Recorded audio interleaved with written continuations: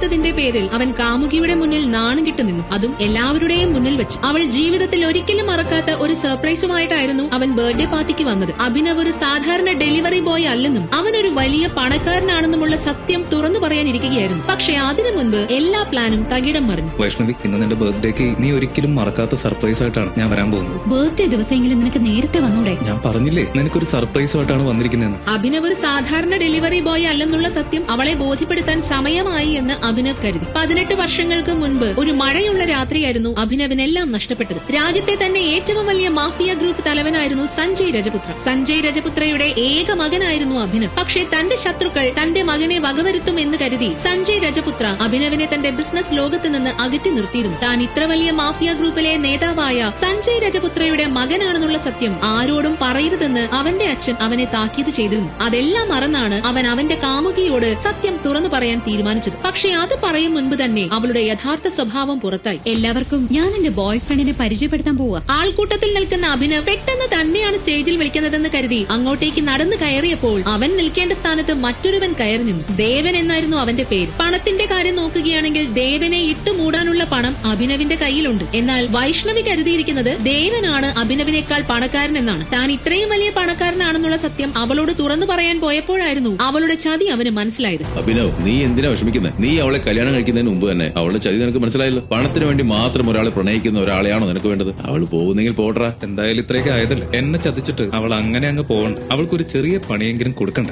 എന്തിന്? വിട്ടുകളമോനെ. ഇത്രയും വർഷം ആത്മാർത്ഥമായി പ്രേമിച്ചതൽ ആ എന്നെ ഒരു നിമിഷം കൊണ്ട് ഉപേക്ഷിച്ചു പോകുന്നയാളെ അങ്ങനെ വെറുതെ വിട്ടിട്ട് പോകാൻ പറ്റും? ഇത് കേട്ടതും വിക്രം പൊട്ടിച്ചിരിച്ചു. അത് കണ്ട് അഭിനവ് അയാളെ അത്ഭുതത്തോടെ നോക്കി. അങ്കിൾ എന്തിനാ ചിരിക്കുന്നത്? Same old story. പണ്ട് നിന്റെ അച്ഛന്റെ പ്രേമകഥ കേട്ടുകൊണ്ടിരിക്കുകയായിരുന്നു എന്റെ ജോലി. ഇപ്പതാ മോഹന്റെ പ്രേമകഥയും കേട്ടുകൊണ്ടിരിക്കുന്നു. അപ്പനായാലും മോനായാലും നിരാശാകാമുകന്റെ ഭാവം ഒന്ന് തന്നെ. എന്തായാലും അച്ഛൻ പ്രണയിച്ച ആളെ തന്നെ കല്യാണം കഴിച്ചല്ലോ. എന്റെ അവസ്ഥ അങ്ങനെയല്ലല്ലോ. ഒന്ന് പോടാ. നിന്റെ അമ്മ അങ്ങേരുടെ 14ാമത്തെ പ്രേമമായിരുന്നു. 13ാമത്തെ പ്രേമത്തിന്റെ ബ്രേക്കപ്പ് പാർട്ടി ആഘോഷിച്ചുകൊണ്ടിരിക്കുമ്പോഴായിരുന്നു ഇതെല്ലാം സംഭവിച്ചത്. 13ാമത്തെ ബ്രേക്കപ്പിൽ നിന്റെ അച്ഛൻ മോങ്ങിക്കൊണ്ടിരുന്നപ്പോഴാണ് നിന്റെ അമ്മയെ അങ്ങേര് കാണുന്നത്. അതുകൊണ്ട് നീ ആ കഥയൊന്നും പറയണ്ട. തന്റെ അച്ഛൻ ഇത്രയും വലിയ പ്രേമരോഗിയായിരുന്നു എന്നുള്ളത് അഭിനവിന് ഒരു അത്ഭുതമായി തോന്നി. കാരണം തന്റെ മനസ്സിലെ ഹീറോ ആയിരുന്നു അഭിനവിന്റെ അച്ഛൻ. ടൈഗർ എന്ന വലിയ മാഫിയ ഗ്രൂപ്പിന്റെ നേതാവായിരുന്നു അഭിനവിന്റെ അച്ഛൻ സഞ്ജയ് രജപുത്ര. കാലം ഇത്ര കഴിഞ്ഞിട്ടും 18 വർഷങ്ങൾക്ക് മുൻപ് നടന്ന ആ ദുരന്തത്തെ പറ്റിയുള്ള ഓർമ്മകൾ അവനെ ഇന്നും വേട്ടയാടിക്കൊണ്ടിരിക്കുന്നു. അതിൽ നിന്ന് ഒരാശ്വാസമായിരുന്നു വൈഷ്ണവിയുമായിട്ടുള്ള അവന്റെ പ്രണയം. എന്നാൽ അവളാകട്ടെ ഇന്ന് അവനെ ചതിച്ചു. വൈഷ്ണവി, നീ എന്തിനാണ് ചതിച്ചത്? ഞാൻ നിന്നെ എന്തുമാത്രം സ്നേഹിച്ചു എന്ന് എനിക്കറിയൂ. അങ്ങനെ നിന്നെ തിരിച്ചു സ്നേഹിക്കാൻ മാത്രം എന്ത് യോഗ്യത നിനക്ക്? നിന്നെ പോലൊരു ബിലോ ആവറേജ് ഫിനാൻഷ്യൽ സ്റ്റാറ്റസ് ഉള്ള ഒരുത്തനെ വിവാഹം കഴിക്കാൻ എനിക്ക് ബുദ്ധിമുട്ടുണ്ട്. നീ ദേവനെ നോക്ക്. അവന്റെ കാലി കിടക്കുന്ന ഷൂസിന് പോലും നിന്റെ കൈ കിടക്കുന്ന അരപ്പവൻ മോതിരത്തെക്കാൾ വിലയുണ്ട്. മാത്രമല്ല അവന്റെ കയ്യിൽ വലിയ ഓർണമെന്റ്സ് കളക്ഷൻസ് ഉണ്ട്. അങ്ങനെ ഒരാളെ കല്യാണം കഴിച്ചാൽ എനിക്ക് സ്വർണത്തിന്റെ കാര്യത്തില് പുറത്തു പോകേണ്ട ആവശ്യമില്ല. വെറുതെ അല്ല, ഇങ്ങനെയുള്ള പെണ്ണുങ്ങളെ പണ്ടുള്ളവർ ഗോൾഡ് ഡിഗർ എന്ന് വിളിച്ചിരുന്നു. എന്നെ കല്യാണം കഴിക്കാൻ വരുന്ന ആൾക്ക് കുറച്ച് യോഗ്യത വേണമെന്ന് ഞാൻ നിശ്ചയിക്കുന്നത് എങ്ങനെ ഗോൾഡ് ഡിഗിംഗ് ആവും? എന്നെ കല്യാണം കഴിക്കാനുള്ള ക്ലാസ് ഒന്നും നിനക്കില്ല. അതുകൊണ്ട് തന്നെ വെറുതെ എന്റെ വഴിയിൽ വന്ന് പ്രശ്നം ഉണ്ടാക്കരുത്. വേണമെങ്കിൽ കുറച്ചുകാലം എന്നെ ഓർത്ത് വെള്ളം അടിച്ചു നടന്നു. അതാണ് എനിക്ക് വേണ്ടി ചെയ്യാൻ പറ്റുന്ന ഏക കാര്യം. ഓ സോറി, അങ്ങനെ കുടിച്ചു നടക്കണമെങ്കിൽ പോലും പ്രീമിയം ബ്രാൻഡ് വാങ്ങാനുള്ള ഗതി നിനക്കില്ലല്ലോ. നിന്നെ ഓർത്ത് എന്തായാലും ഞാൻ കുടിച്ചു നശിക്കാൻ പോകുന്നില്ല. പകരം ഞാൻ നിനക്കൊരു സർപ്രൈസ് തരാന്ന് പറഞ്ഞിരുന്നില്ലേ? അങ്ങനെ സർപ്രൈസ് തന്നാലൊന്നും ഞാൻ വീഴാൻ പോകുന്നില്ല. എന്തായാലും ഇത്രയൊക്കെ എന്നെ വേദനിപ്പിച്ചതല്ലേ. ഈ സർപ്രൈസ് കൂടെ കണ്ടിട്ട് പോക്കോ. അഭിനവ് അങ്ങനെ പറഞ്ഞ ഉടനെ തന്നെ അവളുടെ ബർത്ത്ഡേ പാർട്ടി നടക്കുന്ന സ്ഥലത്തേക്ക് കുറെ ആഡംബര കാർ വന്നു. അതെല്ലാം അഭിനവിനെ കൊണ്ടുപോകാൻ വന്ന ആഡംബര കാർ ആയിരുന്നു. ദേ കണ്ടില്ലേ, എന്റെ ബർത്ത്ഡേ പാർട്ടിക്ക് വന്ന പ്രീമിയം കാറുകൾ. ഇതെല്ലാം ദേവന്റെ ഫ്രണ്ട്സ് ആയിരിക്കും. വൈഷ്ണവി ഇങ്ങനെയൊക്കെ പൊങ്ങച്ചം പറയുന്നുണ്ടെങ്കിലും യഥാർത്ഥത്തിൽ ആഡംബരക്കാർ മുഴുവൻ അഭിനവിനെ സ്വീകരിക്കാൻ വന്നവരാണെന്ന് അവൾ അറിഞ്ഞില്ല. വൈഷ്ണവിയുടെ ഈ അഹങ്കാരം കണ്ട് അഭിനവ് മനസ്സിൽ പറഞ്ഞു, നീ ഏതറ്റം വരെ പോകുമെന്ന് എനിക്കൊന്ന് കാണണം. ഇവിടെ കിടന്ന് ഷോയർ ചെയ്തതിനെല്ലാമുള്ള പണി നിനക്ക് ഉടനെ കിട്ടും. ഇതേ സമയം അഭിനവിനെ ദൂരെ നിന്ന് ടൈഗർ ഗ്രൂപ്പിലെ ആളുകൾ നിരീക്ഷിക്കുന്നുണ്ടായിരുന്നു. അവരെല്ലാവരും അഭിനവിനെ സംരക്ഷിക്കാൻ വേണ്ടി വന്നവരായിരുന്നു. ഇത്രയ്ക്ക് സംരക്ഷിക്കാൻ വേണ്ടി എന്താണ് അഭിനവിന്റെ ജീവിതത്തിൽ സംഭവിച്ചത്? അതായിരുന്നു 18 വർഷങ്ങൾക്ക് മുൻപ് നടന്ന ആ ദുരന്തം. ബിസിനസ് തിരക്കുകളെല്ലാം മാറ്റിവെച്ച് അഭിനവിന്റെ അച്ഛൻ സഞ്ജയ് രജപുത്ര മകന്റെ ഒപ്പം ഒരു ഡ്രൈവിന് പോയി. പൊതുവെ ഫാമിലിയുമായി സമയം ചെലവഴിക്കുമ്പോൾ ബിസിനസ് കാര്യങ്ങളൊന്നും സഞ്ജയ് രജപുത്ര അങ്ങോട്ടേക്ക് കൊണ്ടുപോകുമായിരുന്നില്ല. മഴയുള്ള രാത്രി ഇരുട്ടിലൂടെ സഞ്ജയ് രജപുത്ര സഞ്ചരിച്ച കാർ പോവുകയായിരുന്നു. അപ്പോൾ വഴിയിൽ വെച്ച് ഒരാൾ കൈ കാണിച്ചു. സഞ്ജയ് രജപുത്രയുടെ ഏറ്റവും വലിയ വിശ്വസ്തനായ നരേന്ദ്രനായിരുന്നു അത്. നരേന്ദ്രനെ അയാൾക്ക് ഭയങ്കര വിശ്വാസമായിരുന്നു. പക്ഷേ നരേന്ദ്രൻ ഒരു ചതിയനായിരുന്നു. സഞ്ജയ് രജപുത്രയുടെ മുഴുവൻ ബിസിനസ് സ്ഥാപനങ്ങളും ഒറ്റയ്ക്ക് സ്വന്തമാക്കാൻ വേണ്ടിയായിരുന്നു അയാൾ സഞ്ജയുടെ ഒപ്പം കൂടിയത്. തക്കം കിട്ടിയാൽ അയാളെ നശിപ്പിച്ച് എല്ലാ ബിസിനസ് സാമ്രാജ്യവും ഒറ്റയ്ക്ക് കൈയടക്കാനായിരുന്നു നരേന്ദ്രന്റെ തീരുമാനം. കാറിൽ നിന്നിറങ്ങിയ സഞ്ജയ് രജപുത്രയെ അവർ വെടിവെച്ച് വീഴ്ത്തി. അച്ഛൻ നഷ്ടപ്പെട്ട വിഷമത്തിൽ ഭയന്ന് വിറച്ച് ഇരുട്ടിലേക്ക് ഓടിയ ബാലൻ വർഷങ്ങൾക്ക് ശേഷം പ്രതികാരം ചെയ്യാൻ വരുമെന്ന് നരേന്ദ്രൻ കരുതിയില്ല. അഭിനവ്, നീ എന്തിനാ എന്തിനാ നിന്നെ പറ്റിച്ചിട്ട് പോയ പെണ്ണിനെ പറ്റി ഓർത്തുകൊണ്ടിരിക്കുന്നത്? അതിലും വലിയ കാര്യങ്ങൾ നിനക്ക് നിന്റെ ജീവിതത്തിൽ ചെയ്തു തീർക്കാനുണ്ട്. 18 വർഷങ്ങൾക്ക് മുമ്പ് നിന്റെ അച്ഛനെ തകർത്ത വ്യക്തിയോട് നിനക്ക് പ്രതികാരം ചെയ്യണം. എത്ര വർഷമായി ആ പ്രതികാരം അവധിക്ക് വെക്കാൻ തുടങ്ങിയിട്ട്? അപ്പോഴാണ് അഭിനവന് തന്റെ ജീവിതത്തിൽ ചെയ്തു തീർക്കാൻ ഒരുപാട് കാര്യങ്ങൾ ഉണ്ടെന്ന് ഓർത്തത്. 18 വർഷത്തെ പകയായിരുന്നു അവന്റെ മനസ്സിലുണ്ടായിരുന്നത്. ശരിയാ, എനിക്ക് ഈ ജീവിതത്തിൽ ചെയ്തു തീർക്കാൻ ഒരുപാട് കാര്യങ്ങളുണ്ട്. ചീറ്റിപ്പോയ ഒരു പ്രേമത്തെ പറ്റി ഓർത്ത് പാഴാക്കാനേ എനിക്ക് സമയമില്ല. അഭിനവ് അങ്ങനെ പറഞ്ഞ ഉടനെ തന്നെ അവിടെ വന്ന ആഡംബരക്കാർ അവനെ സ്വീകരിക്കാനായി എത്തി. ദേവൻ, ഈ പ്രീമിയം കാറൊക്കെ നിന്റെ ഫ്രണ്ട്സിന്റെ ആണോ? വൈഷ്ണവി, നീ എന്തിനാ അവന്റെ കാര്യം നോക്കുന്നു? ഇത് എന്നെ പിക്ക് ചെയ്യാൻ വന്ന വണ്ടി. നിന്നെ പിക്കാനോ? നീ ഇത് വല്ല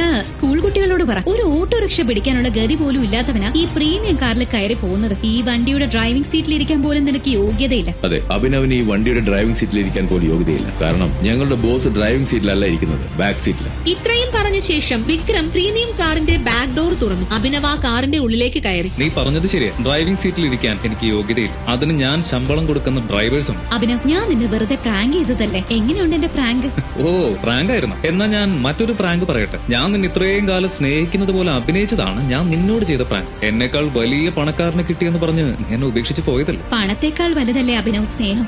എന്തോ എങ്ങനെ? അങ്ങനെയല്ലല്ലോ നീ കുറച്ചു മുമ്പ് പറഞ്ഞത്. എന്തായാലും കല്യാണത്തിന് മുൻപ് നിന്റെ യഥാർത്ഥ സ്വഭാവം എന്റെ മുന്നിൽ കാട്ടിത്തന്നതിന് നിന്നോട് എത്ര താങ്ക്സ് പറഞ്ഞാലും മതിയാവില്ല. പിന്നെ ഒരു കാര്യം കൂടി, ഞാൻ നിനക്ക് ഇനി ഒരു സർപ്രൈസ് തരുമെന്ന് പറഞ്ഞില്ലേ? ഇതാണ് ആ സർപ്രൈസ്. പക്ഷെ ആ സർപ്രൈസ് ആസ്വദിക്കാനുള്ള യോഗം നിനക്കില്ലാതെ പോയി. അഭിനവ് ആ കാറിൽ കയറി മുന്നിലേക്ക് പോയി. തനിക്ക് നഷ്ടപ്പെട്ടതോർത്ത് വൈഷ്ണവി സ്വയം പഴിച്ചു. ഇത് നേരത്താണോ എന്തോ അവനെ ചൊറിയാൻ എനിക്ക് തോന്നിയത്. എന്ത് വില കൊടുത്തു അവന്റെ സ്നേഹം ഞാൻ തിരിച്ചു പിടിക്കും. വൈഷ്ണവി അത് മനസ്സിൽ ഉറപ്പിച്ചു. അപ്പോഴാണ് അഭിനവ് തന്റെ അച്ഛന്റെ ബിസിനസ് സ്ഥാപനത്തിലേക്ക് കയറി ചെന്നത്. 18 വർഷങ്ങൾക്ക് മുൻപ് അവന്റെ അച്ഛൻ സഞ്ജയ് രജപുത്ര ഉപേക്ഷിച്ചു പോയ സിംഹാസനത്തിലാണ് അവൻ വന്നിരിക്കുന്നത്. അഭിനവ്, ഈ ഒരു ദിവസത്തിന് വേണ്ടിയാണ് ഈ ടൈഗർ ഗ്രൂപ്പ് മുഴുവൻ കാത്തിരുന്നത്. എന്താണ് അടുത്ത നീക്കം? അഭിനവ് ചുമരിൽ തൂക്കിയിരിക്കുന്ന സഞ്ജയ് രജപുത്രയുടെ ഫോട്ടോയുടെ മുന്നിൽ വന്ന് തൊഴുതു നിന്നു. അതിനുശേഷം അവൻ അവന്റെ അച്ഛൻ ഉൾപ്പെട്ട ഗ്രൂപ്പ് ഫോട്ടോയിലേക്ക് നോക്കി. ഗ്രൂപ്പ് ഫോട്ടോയിൽ നരേന്ദ്രന്റെ ഫോട്ടോയും ഉണ്ടായിരുന്നു. അഭിനവ്, നീ എന്താ നോക്കുന്നത്? എന്റെ അച്ഛനെ ഒറ്റിക്കൊടുത്ത ഒറ്റുകാരനെ. സഞ്ജയ് രജപുത്രയെ ചതിച്ചത് ആരാണെന്ന് അവർക്ക് അതുവരെ അറിയില്ലായിരുന്നു. അതിന്റെ ഏക ദൃക്സാക്ഷിയായിരുന്നു അഭിനവ്. ഇരുട്ടിലേക്ക് ഓടിപ്പോയ ബാലനെ പിന്നീട് വിക്രം ഉൾപ്പെടെ ടൈഗർ ഗ്രൂപ്പിലെ ആരും കണ്ടിട്ടില്ല. അതുകൊണ്ട് തന്നെ സഞ്ജയ് രജപുത്രയെ ചതിച്ചത് ആരാണെന്ന് അവർക്ക് അറിയില്ലായിരുന്നു. മനസ്സിലായില്ല. അച്ഛൻ വെടിയേറ്റ് വീണ് കിടക്കുന്നത് കണ്ട് ഇരുട്ടിലേക്ക് ഓടി മറഞ്ഞ ആളാണ് ഞാൻ. പിന്നീട് പല ഓർഫനേജുകളിലായിരുന്നു എന്റെ ജീവിതം. ഞാൻ ഒരിക്കലും ഈ ബിസിനസ് മേഖലയിലേക്ക് വരരുതെന്ന് എന്റെ അച്ഛൻ ആഗ്രഹിച്ചിരുന്നു. അച്ഛന്റെ ആ വാക്ക് പാലിക്കാൻ വേണ്ടിയായിരുന്നു ഞാൻ മറ്റൊരു ഐഡന്റിറ്റിയിൽ ഒരു സാധാരണക്കാരനെ പോലെ ജീവിച്ചത്. പക്ഷെ ഇനി അങ്ങനെ മിണ്ടാതിരിക്കാൻ പറ്റില്ല. പക്ഷേ വിക്രം ഉൾപ്പെടെ ടൈഗർ ഗ്രൂപ്പിലെ ആർക്കും അത് വിശ്വസിക്കാൻ പറ്റിയില്ല. കാരണം അത്രയേറെ വിശ്വസ്തനായിരുന്നു നരേന്ദ്രൻ. അഭിനവ്, നീ ഒന്നുകൂടെ ഓർത്തു നോക്ക്. നരേന്ദ്രൻ ഒരിക്കലും അങ്ങനെ ചെയ്യില്ല എന്നാണ് എന്റെ വിശ്വാസം. അന്ന് രാത്രി കണ്ട കാഴ്ച ജീവിതത്തിൽ ഒരിക്കലും എനിക്ക് മറക്കാൻ കഴിയില്ല. ഞാൻ ഒരിക്കലും കള്ളം പറയില്ല. നരേന്ദ്രൻ നിന്റെ അച്ഛന്റെ ഏറ്റവും വലിയ വിശ്വസ്തനായിരുന്നു. അയാൾ ഒരിക്കലും ഇങ്ങനെ ചെയ്യില്ല. വിക്രമങ്കിൾ, നിങ്ങളാണോ സാക്ഷി അതോ ഞാനാണോ? ഒരിക്കലും എന്റെ മനസ്സിൽ നിന്ന് ആ ദൃശ്യം പോകില്ല. മരണപ്പെട്ടു എന്ന വിഷമമായിരുന്നില്ല അച്ഛന്റെ മുഖത്ത് അവസാനം ഉണ്ടായിരുന്നത്. താൻ ജീവിതത്തിൽ ഏറ്റവും കൂടുതൽ വിശ്വസിച്ച ഒരാളിൽ നിന്നുണ്ടായ ചതിയെ പറ്റിയുള്ള വേദനയായിരുന്നു ആ മുഖത്തുണ്ടായിരുന്നത്. നിങ്ങൾക്ക് വിശ്വാസം ഉണ്ടെങ്കിൽ എന്റെ ഒപ്പം നിൽക്കാം. അപ്പോഴേക്കും പെട്ടെന്ന് ടൈഗർ മാഫിയ ഗ്രൂപ്പിലെ ആളുകൾ അഭിനവിന്റെ ചുറ്റും വന്ന് അഭിനവിന്റെ മുന്നിൽ കൈകൂപ്പി നിന്നു. 18 വർഷങ്ങൾക്ക് മുൻപ് അവന്റെ അച്ഛൻ ഉപേക്ഷിച്ചു പോയ സിംഹാസനത്തിൽ അവൻ രാജകീയമായിരുന്നു. ഇതേ സമയം അവന്റെ ജീവിതത്തെ മാറ്റിമറിക്കാൻ പോകുന്ന മറ്റൊരു ദുരന്തം അവന്റെ ജീവിതത്തിൽ നടക്കാൻ പോവുകയായിരുന്നു. കുറച്ചു മാറി കേദാർ ഗ്രൂപ്പ് എന്ന് പറയുന്ന കമ്പനിയുടെ എല്ലാമായ അനന്യയുടെ വിവാഹ നിശ്ചയം നടക്കാൻ പോവുകയായിരുന്നു. ഒരു വലിയ ബിസിനസ്സുകാരനുമായിട്ടായിരുന്നു അനന്യയുടെ വിവാഹം നിശ്ചയിച്ചിരുന്നത്. ഇത്രയും വലിയൊരു ബിസിനസ് കുടുംബത്തിലെ പെൺകുട്ടിയാണെങ്കിലും അതിന്റെ യാതൊരു അഹങ്കാരവും ഇല്ലാത്തവളായിരുന്നു അനന്യ. അവളുടെ കല്യാണം നടക്കാൻ പോകുന്നതിനുള്ള എല്ലാ എക്സൈറ്റ്മെന്റും അവൾക്കുണ്ടായിരുന്നു. എന്നാൽ ഈ കല്യാണം ഇഷ്ടപ്പെടാത്ത ഒരാൾ മാത്രം ആ കൂട്ടത്തിൽ വന്നിരുന്നു. മറ്റാരുമല്ല, അനന്യയുടെ ചേട്ടൻ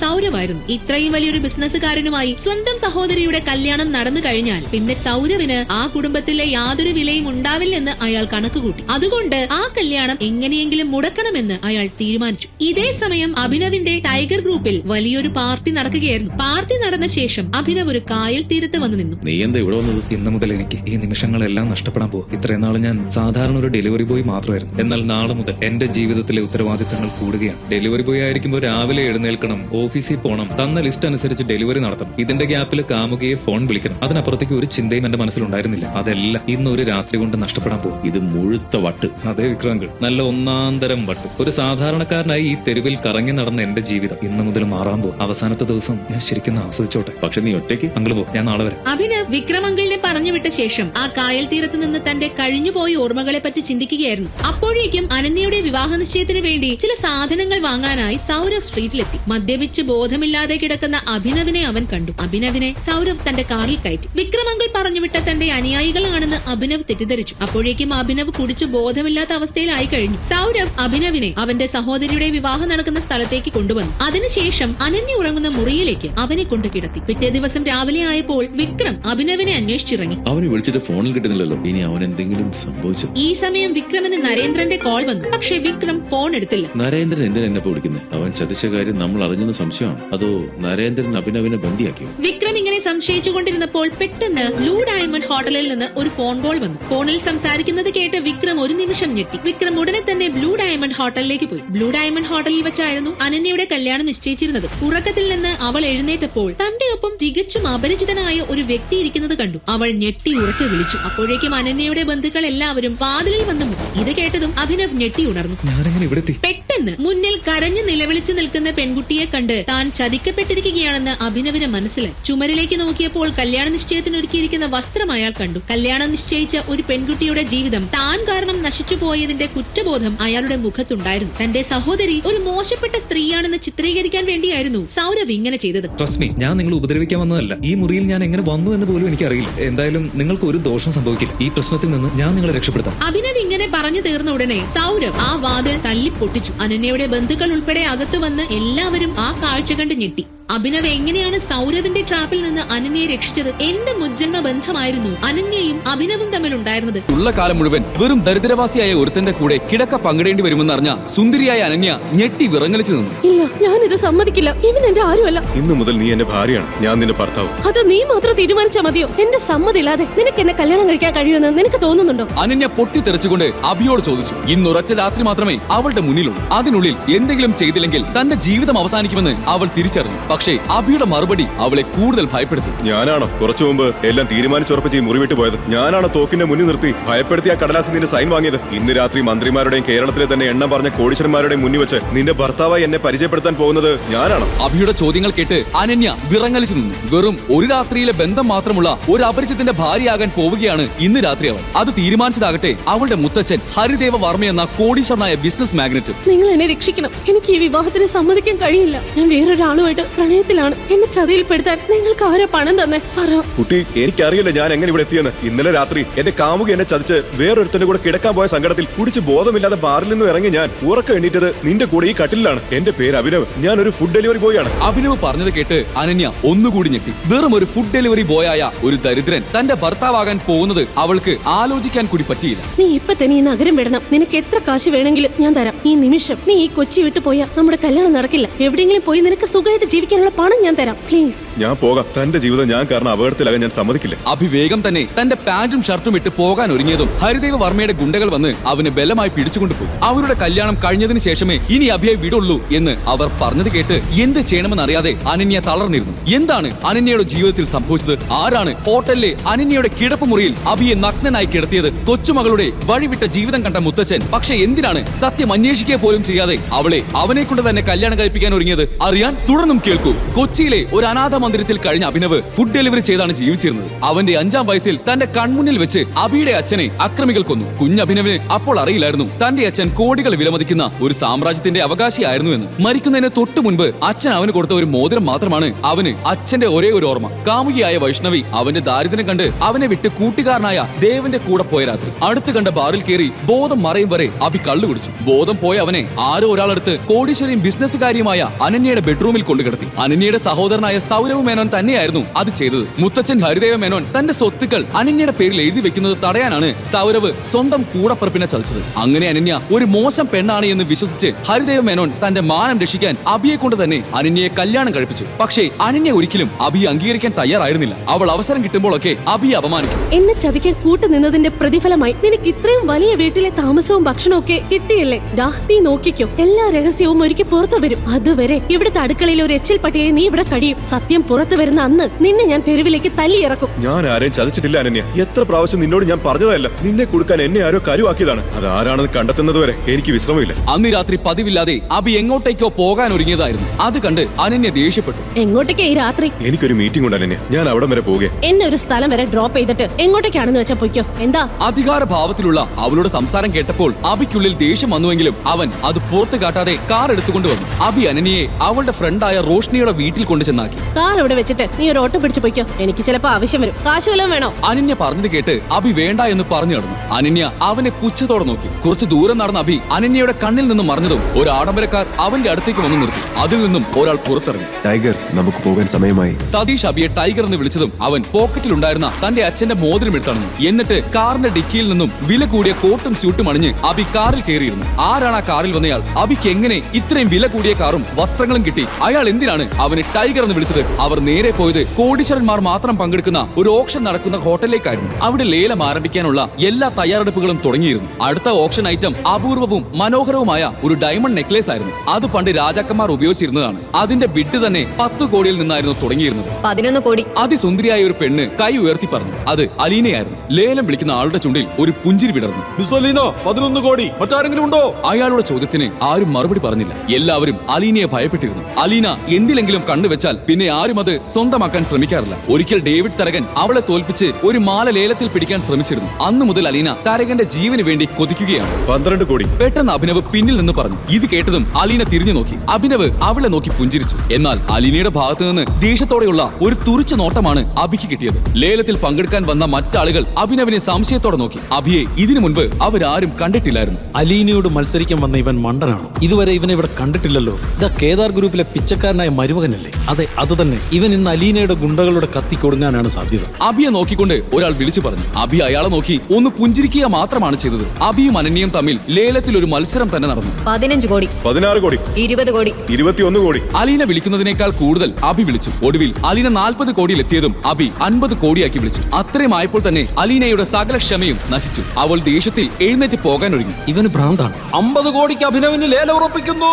അലീന അത് കേട്ട് സകല നിയന്ത്രണവും നഷ്ടപ്പെട്ട് തന്റെ മാനേജറിനോട് പറഞ്ഞു. അവൻ ആരായാലും ഇന്ന് തന്നെ സകല ഡീറ്റെയിൽസും തപ്പിയെടുക്കണം. ആ നെക്ലേസ് എന്റെ കയ്യിൽ എത്തിയിരിക്കണം. അലീന നടക്കാൻ ഒരുങ്ങുമ്പോൾ എല്ലാവരും അഭിനവിനെ അത്ഭുതത്തോടെ നോക്കുന്നതാണ് കണ്ടത്. താൻ ആദ്യമായി ചലഞ്ച് ചെയ്യപ്പെട്ടിരിക്കുന്നു എന്ന് അലീനയ്ക്ക് മനസ്സിലായി. ഒരുപക്ഷെ ശ്രമിച്ചു നോക്കിയാൽ അവൾക്ക് ആ മാല വാങ്ങാൻ കഴിയുമായിരുന്നു. പക്ഷേ വെറും 10 കോടി രൂപ മൂല്യമുള്ള ആ മാലയ്ക്ക് വേണ്ടി കൂടുതൽ പണം ചെലവാക്കാൻ അവൾക്ക് താല്പര്യമുണ്ടായിരുന്നില്ല. 40 കോടി വരെ ആക്കിയത് തന്നെ അഭിനവിനോടുള്ള വാശി കൊണ്ടായിരുന്നു. അവൾ ഒന്നും മിണ്ടാതെ എക്സിറ്റ് ഡോറിലൂടെ പുറത്തേക്ക് പോകാൻ തുടങ്ങിയപ്പോൾ അഭിനവ് പിന്നിൽ നിന്നും വിളിച്ചു. മിസ് അലീന. തന്നെ ആരോ വിളിക്കുന്നത് കേട്ട് അലീന തിരിഞ്ഞു നോക്കി. അഭിയാണ് എന്ന് കണ്ടതും അവളുടെ മുഖം മങ്ങി. അവൻ അവളുടെ അടുത്തേക്ക് നടന്നു വന്നു. ഇഫ് യു ഡോണ്ട് മൈൻഡ്, എനിക്ക് നിങ്ങളോട് കുറച്ച് സംസാരിക്കാനുണ്ടായിരുന്നു. ഇത്ര ധൈര്യത്തിൽ എന്നോട് സംസാരിക്കണം എന്നൊക്കെ പറയാൻ താൻ ആരാ? എനിക്ക് തന്നോട് സംസാരിക്കാൻ താല്പര്യമില്ല. ഇത് കേട്ടതും അഭിനവിന്റെ മുഖത്ത് പുഞ്ചിരി വിടർന്നു. അവൻ പതുക്കെ അലീനയുടെ അടുത്തേക്ക് നീങ്ങി അവളുടെ തൊട്ടരികിൽ ചെന്ന് നിന്നു. മിസ് അലീന ഇങ്ങനെ ദേഷ്യപ്പെടുമ്പോഴാണ് നിന്റെ ഭംഗി കൂടുന്നത്. ഓ ആണോ? അങ്ങനെയാണോ? പിന്നെ അല്ലാതെ. അതുകൊണ്ടല്ലേ ഞാൻ നിങ്ങളെ ചുമ്മാ ഇങ്ങനെ ഇറിറ്റേറ്റ് ചെയ്ത് ദേഷ്യം പിടിപ്പിക്കുന്നത്. അലീനയുടെ ദേഷ്യം കാണാൻ ഒരു പ്രത്യേക ചന്തമൊക്കെ ഉണ്ട്. താൻ ഇവിടെ പുതിയതാണല്ലേ,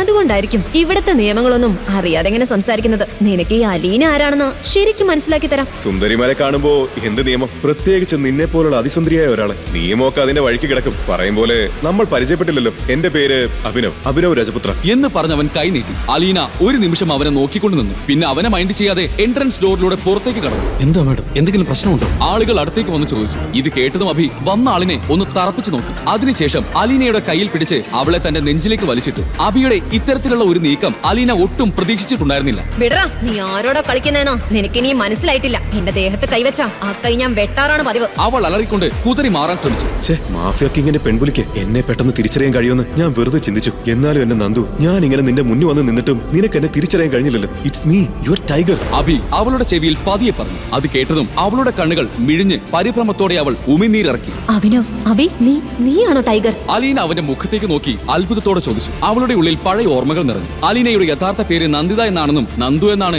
അവളെ അടുപ്പമുള്ളവർ വിളിച്ചിരുന്നതെന്നും വളരെ കുറച്ചു പേർക്ക് മാത്രമേ അറിയാമായിരുന്നുള്ളൂ. അതൊക്കെ ഞാൻ ആരാണെന്നുള്ള കാര്യം ഉറക്കെ പറയരുത്. ഞാനാണ് ടൈഗർ എന്നുള്ളത് ഇതുവരെ വെളിപ്പെടുത്തിയിട്ടില്ല. കുറച്ച് പ്രശ്നങ്ങളുണ്ട്. അതെല്ലാം തീർത്തിട്ട് മാത്രമേ ഞാൻ ആരാണെന്നുള്ള കാര്യം വെളിപ്പെടുത്താൻ കഴിയൂ. അഭി പറഞ്ഞു. അലീനയെ അഭി ചേർത്ത് പിടിച്ച് നിൽക്കുന്നത് കണ്ടപ്പോൾ അവളുടെ ബോഡി ഗാർഡ്സ് തെറ്റിദ്ധരിച്ചു. അവൻ അവളെ ഉപദ്രവിക്കുകയാണ് എന്നാണ് അവർക്ക് തോന്നിയത്. അവർ ഗൺ പുറത്തെടുത്ത് അഭിക്ക് നേരെ പാഞ്ഞു. അലീന അവരെ തടഞ്ഞു. സ്റ്റോപ്പ്! അവളുടെ ശബ്ദം കേട്ടതും എല്ലാവരുടെയും കാലുകൾ ഒരുമിച്ച് നിശ്ചലമായി. അലീന അഭിനവിനെ നോക്കി. 20 വർഷം മുമ്പ് നീ എന്നെ എന്തിനാണ് ഉപേക്ഷിച്ചു പോയത്? അലീനയുടെ കണ്ണിൽ നിന്നും കണ്ണീർ പൊടിയാൻ തുടങ്ങി. അവൾ അവനെ ചേർത്ത് പിടിച്ചു. അപ്പോഴാണ് അവിടേക്ക് അനന്യ കടന്നു വന്നത്. അഭി അവിടെ കണ്ട് അനന്യ ഞെട്ടി. അത്രയും വില കൂടിയ സൂട്ടിൽ സുന്ദരിയായ അലീനയെ ചേർത്ത് പിടിച്ച് നിൽക്കുന്ന അവനെ കണ്ട് അനന്യയ്ക്ക് വിശ്വസിക്കാനായില്ല. ഇവൻ ഇവിടെ, അതും ഈ വേഷത്തിൽ. അവന്റെ കോട്ടിനും സ്യൂട്ടിനും കണ്ണാടിക്കും തന്നെ ലക്ഷങ്ങൾ വില വരുമല്ലോ. പോരാത്തതിന് സിറ്റിയിലെ പെൺപുലിയായ അലീനയെ ചേർത്ത് പിടിക്കാൻ മാത്രം ധൈര്യം ഇവന്. ഇവ ശരിക്കും ആരാ? പിച്ചക്കാരനോ അതോ ആ വേഷത്തിൽ വന്ന കോടീശ്വരനോ? ഇനി എന്ത് സംഭവിക്കും? അറിയും. അബി ആരാണെന്നുള്ള രഹസ്യം അനിനെ അറിയുമോ? അബി എങ്ങനെ ടൈഗർ എന്ന ഗ്യാങ് ലീഡറായി? എന്താണ് അവന്റെ അച്ഛന് സംഭവിച്ചത്? ആരാണ് അലീന? ടൈഗർ മോനെ, ഇവിടുന്ന് പെട്ടെന്ന് രക്ഷപ്പെട്ടോ, ഇല്ലെങ്കിൽ അവര് നിന്നെ കൊന്നുകളയും. വേദന കടിച്ചമർത്തിക്കൊണ്ട് സഞ്ജയ് തന്റെ 5 വയസ്സുള്ള മകൻ അഭിനവിനോട് പറഞ്ഞു. സഞ്ജയ് രജപുത്രയും മകൻ അഭിനവും ഇരുട്ടിൽ ആ ഇടുങ്ങിയ വഴിയിലെ മരച്ചുവട്ടിൽ മറഞ്ഞിരിക്കുകയായിരുന്നു. സഞ്ജയുടെ ശരീരത്തിൽ പലയിടത്തും വെടിയേറ്റിട്ടുണ്ട്. ഇല്ലച്ചാ, അച്ഛനെ വിട്ട് ഞാൻ പോവില്ല. അഭിനവ് കരഞ്ഞുകൊണ്ട് അച്ഛനെ നോക്കി. വാശി കാണിക്കല്ലേ അഭി, എനിക്ക് ഈ അവസ്ഥയിൽ നിന്നെ രക്ഷിക്കാൻ പറ്റില്ല. അവരിപ്പോ ഇവിടെ എത്തും. അതിനു മുമ്പ് മോനെങ്കിലും രക്ഷപ്പെടണം. ചോര ഒഴുകുന്ന മുറിവുകളിൽ അമർത്തിപ്പിടിച്ചുകൊണ്ട് സഞ്ജയ് മകനോട് പറഞ്ഞു. വേണ്ട, അച്ഛനില്ലാതെ ഞാൻ പോവില്ല. അച്ഛനും വാ. അഭി പറഞ്ഞത് കേട്ട് സഞ്ജയ് വാത്സല്യത്തോടെ അവന്റെ മുന്നിൽ മുട്ടുകുത്തിയിരുന്നു. മോനെ, ഒന്നുകൂടെ അവസാനിക്കാൻ പാടില്ല. അതിന് നീ ബാക്കിയാവണം. Be a tiger Abi. വിടർന്ന കണ്ണുകളോടെ അത് പറഞ്ഞുകൊണ്ട് സഞ്ജയ് തന്റെ വിരലിലെ പച്ചരത്നം പതിപ്പിച്ച മോതിരമൂരി അഭിനവനെ ഏൽപ്പിച്ചു. ഇതൊരിക്കലും നഷ്ടപ്പെടുത്തരുത്. ആ ചതിയന്റെ മുഖം നീ കണ്ടതല്ലേ? ഓർത്തു വെക്കണം, ഒരിക്കൽ അവൻ നിന്റെ മുന്നിൽ വരും. അച്ഛന്റെ ടൈഗർ മരിക്കില്ലെന്ന് അന്ന് നീ കാണിച്ചു കൊടുക്കണം. പോക്കറ്റിൽ നിന്ന് ഗണ്ണെടുത്ത് ലോഡ് ചെയ്യുമ്പോൾ സഞ്ജയുടെ കണ്ണുകളിൽ തീ ആളുന്നുണ്ടായിരുന്നു. മകനെ വിട്ടുപോകാനുള്ള വേദനയല്ലാതെ അയാളുടെ മുഖത്ത് തെല്ലും ഭയമുണ്ടായിരുന്നില്ല. അപ്പോഴേക്കും ശത്രുക്കൾ അവരുടെ അരികിലേക്കെത്തി. അഭിനവന്റെ നെറ്റിയിൽ ഉമ്മ വെച്ച ശേഷം സഞ്ജയ് ഒരു യോദ്ധാവിനെ പോലെ എതിരാളികൾക്ക് നേരെ നീങ്ങി. അച്ഛൻ തന്നെ ഒറ്റയ്ക്കാക്കി പോയപ്പോൾ അഭിനവ് ഭയന്ന് കരഞ്ഞു. എങ്കിലും ഇരുട്ടിൽ ആ 5 വയസ്സുകാരനെ അക്രമികൾ കണ്ടില്ല. സഞ്ജയുടെ ഗൺ ശബ്ദിച്ചു. ശത്രുക്കൾ 4 പാടും ചിതറി വീണു. അതിനിടയിൽ ഒരു ബുള്ളറ്റ് പാഞ്ഞു വന്ന് സഞ്ജയുടെ നെഞ്ചു തുളച്ചു. അച്ഛാ! അഭിനവ് ഉറക്ക നിലവിളിച്ചുകൊണ്ട് ഉറക്കത്തിൽ നിന്ന് ഞെട്ടി ഉണർന്നു. വിയർത്ത് കുളിച്ച് കിതച്ചുകൊണ്ട് അവൻ കട്ടിലിൽ എഴുന്നേറ്റിരുന്നു. കഴിഞ്ഞ 18 വർഷമായി ഇതേ സ്വപ്നം അഭിനവനെ അലട്ടുന്നു. വെടിയേറ്റ് അച്ഛൻ മരിച്ചു വീഴുന്നത് നിറകണ്ണുകളോട് നോക്കി നിൽക്കാനേ അന്നവന് കഴിഞ്ഞിരുന്നുള്ളൂ. ബി എ ടൈഗർ എന്നാണ് അച്ഛൻ അവസാനമായി പറഞ്ഞത്. വെറുമൊരു ഡെലിവറി ബോയ് ആയ താൻ എങ്ങനെയാണ് ടൈഗർ ആവുക എന്ന് ഇന്നോളം അവൻ അറിയില്ല. അവൻ തന്റെ വിരലിൽ കിടക്കുന്ന മോതിരത്തിലേക്ക് നോക്കി അല്പനേരം ഇരുന്നു. അഭിനവ് രജപുത്ര 18 വയസ്സുവരെ മട്ടാഞ്ചേരിയിലെ ഒരു അനാഥാലയത്തിലായിരുന്നു വളർന്നത്. പ്രായപൂർത്തിയായ ശേഷം അവൻ സ്വന്തമായി ഒരു ജോലി കണ്ടെത്തി മറ്റൊരിടത്തേക്ക് താമസം മാറി. ഡെലിവറി ബോയ് ആയതുകൊണ്ട് തന്നെ കൊച്ചിയിലെ മുക്കും മൂലയും അവന് സുപരിചിതമാണ്.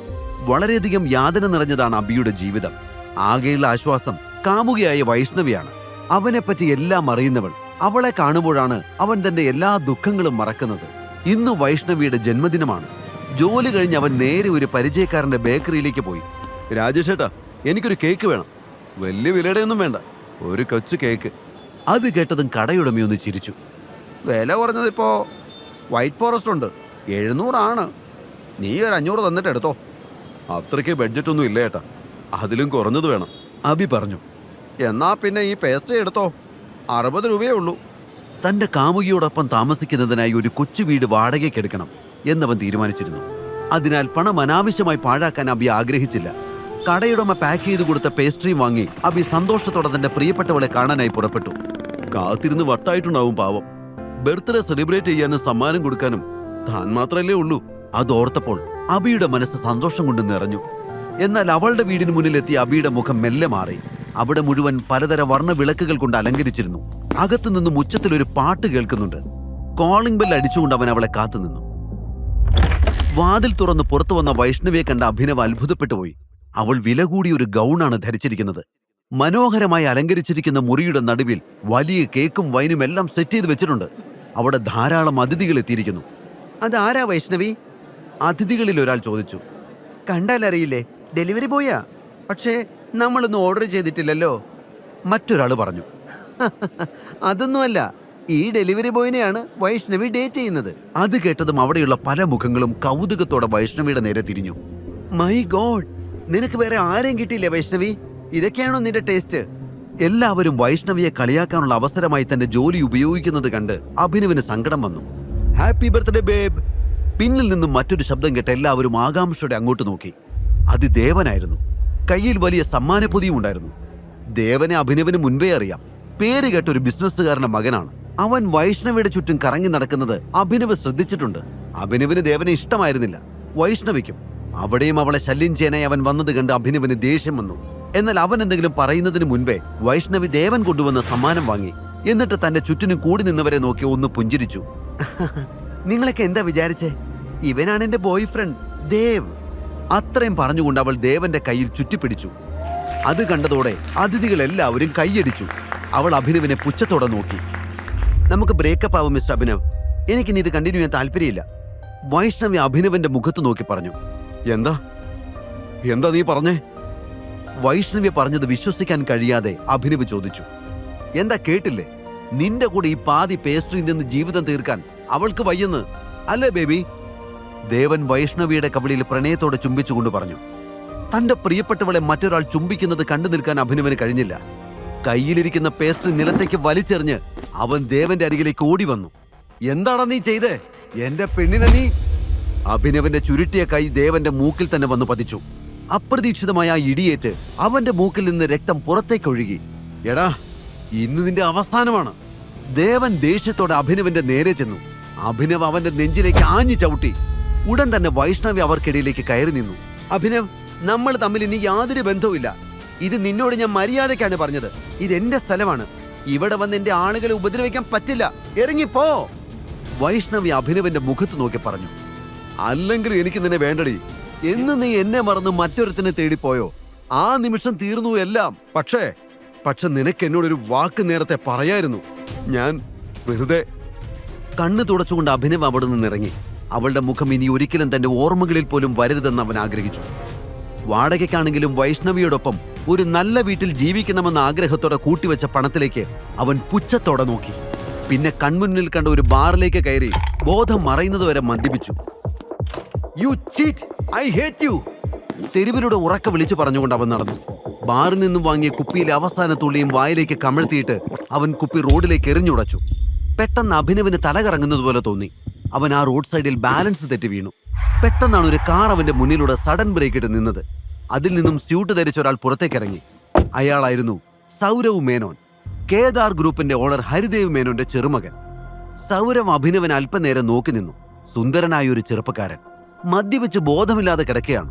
തൊട്ടരികിൽ പൊട്ടിച്ചെറിയ ഒരു മദ്യക്കുപ്പിയുമുണ്ട്. സൗരവിന്റെ മുഖത്ത് ഗൂഢമായൊരു പുഞ്ചിരി വിടർന്നു. ഇവനെ എടുത്ത് കാറിലേക്കിട്, സൗരവ് ഡ്രൈവറോട് ആവശ്യപ്പെട്ടു. റോഡ് സൈഡിൽ മദ്യപിച്ച് കിടക്കുന്ന ഒരുത്തനെ കാറിലേക്ക് കയറ്റാൻ പറഞ്ഞത് എന്തിനാണെന്നറിയാതെ ഡ്രൈവർ സൗരവിനെ നോക്കി. ആ നോട്ടത്തിന്റെ അർത്ഥം മനസ്സിലാക്കിയ സൗരവ് പറഞ്ഞു, ഈ രാത്രി സാധാരണ പോലെ കടന്നുപോയാൽ നാളെ ചിലപ്പോൾ ഞാൻ കേദാർ ഗ്രൂപ്പിന്റെ ആരും അല്ലാതാകും. അങ്ങനെ സംഭവിക്കാൻ പാടില്ല. ഈ പയ്യനെ വെച്ച് ഞാനൊരു കളി കളിക്കാൻ പോവാ. നോക്കിക്കോ, ഇതോടെ എല്ലാം എന്റെ വഴിക്ക് വരും. ഗൂഢമായ ഒരു ചിരിയോടെ സൗരവ് പറഞ്ഞു. Okay boss. ഡ്രൈവർ കഷ്ടപ്പെട്ട് അഭിനവനെ എടുത്ത് കാറിന്റെ പുറകിലേക്ക് കയറ്റി. എമറാൾഡ് ഹോട്ടലിലേക്ക് വിട്, ഇനിയുള്ള ജോലി അവിടെയാ. സൗരവ് പറഞ്ഞു. വൈകാതെ കാർ ഹൈവേയിലൂടെ കുതിച്ചു പാഞ്ഞു. നേരം പുലർന്നപ്പോൾ അഭിനവന് തന്റെ തല പൊട്ടിപ്പിളരുന്നത് പോലെ തോന്നുന്നുണ്ടായിരുന്നു. എഴുന്നേക്കാൻ ശ്രമിച്ചപ്പോഴാണ് അവന്റെ കൈകൾ മൃദുലമായൊരു ദേഹത്ത് തട്ടിയത്.